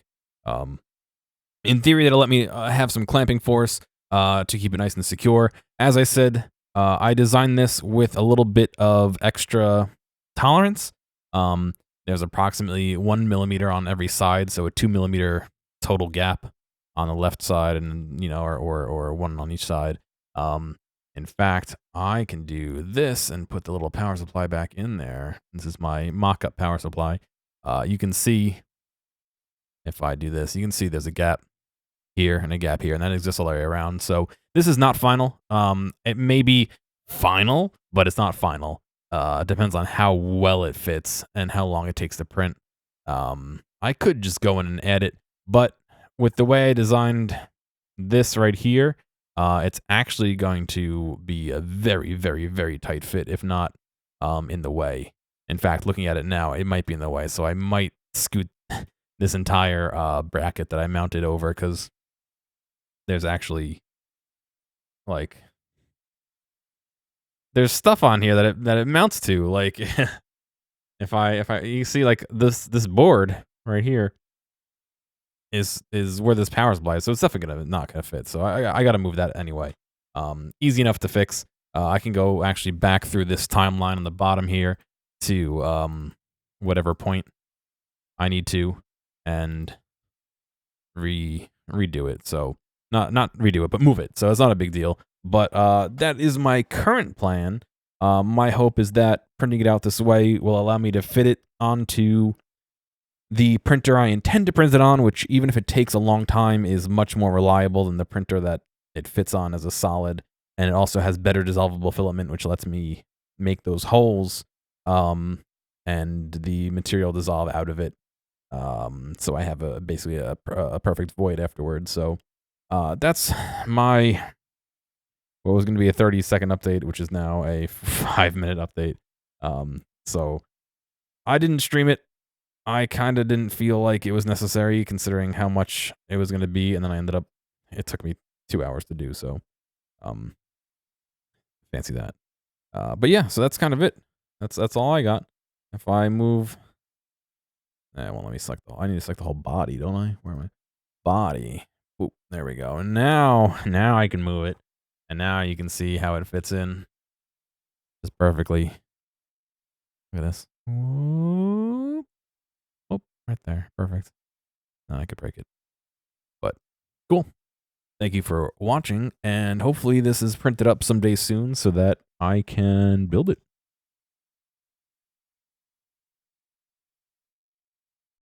These interaction reminder things get weird, so I know you guys are smart people. You do what you want. I'll catch you later.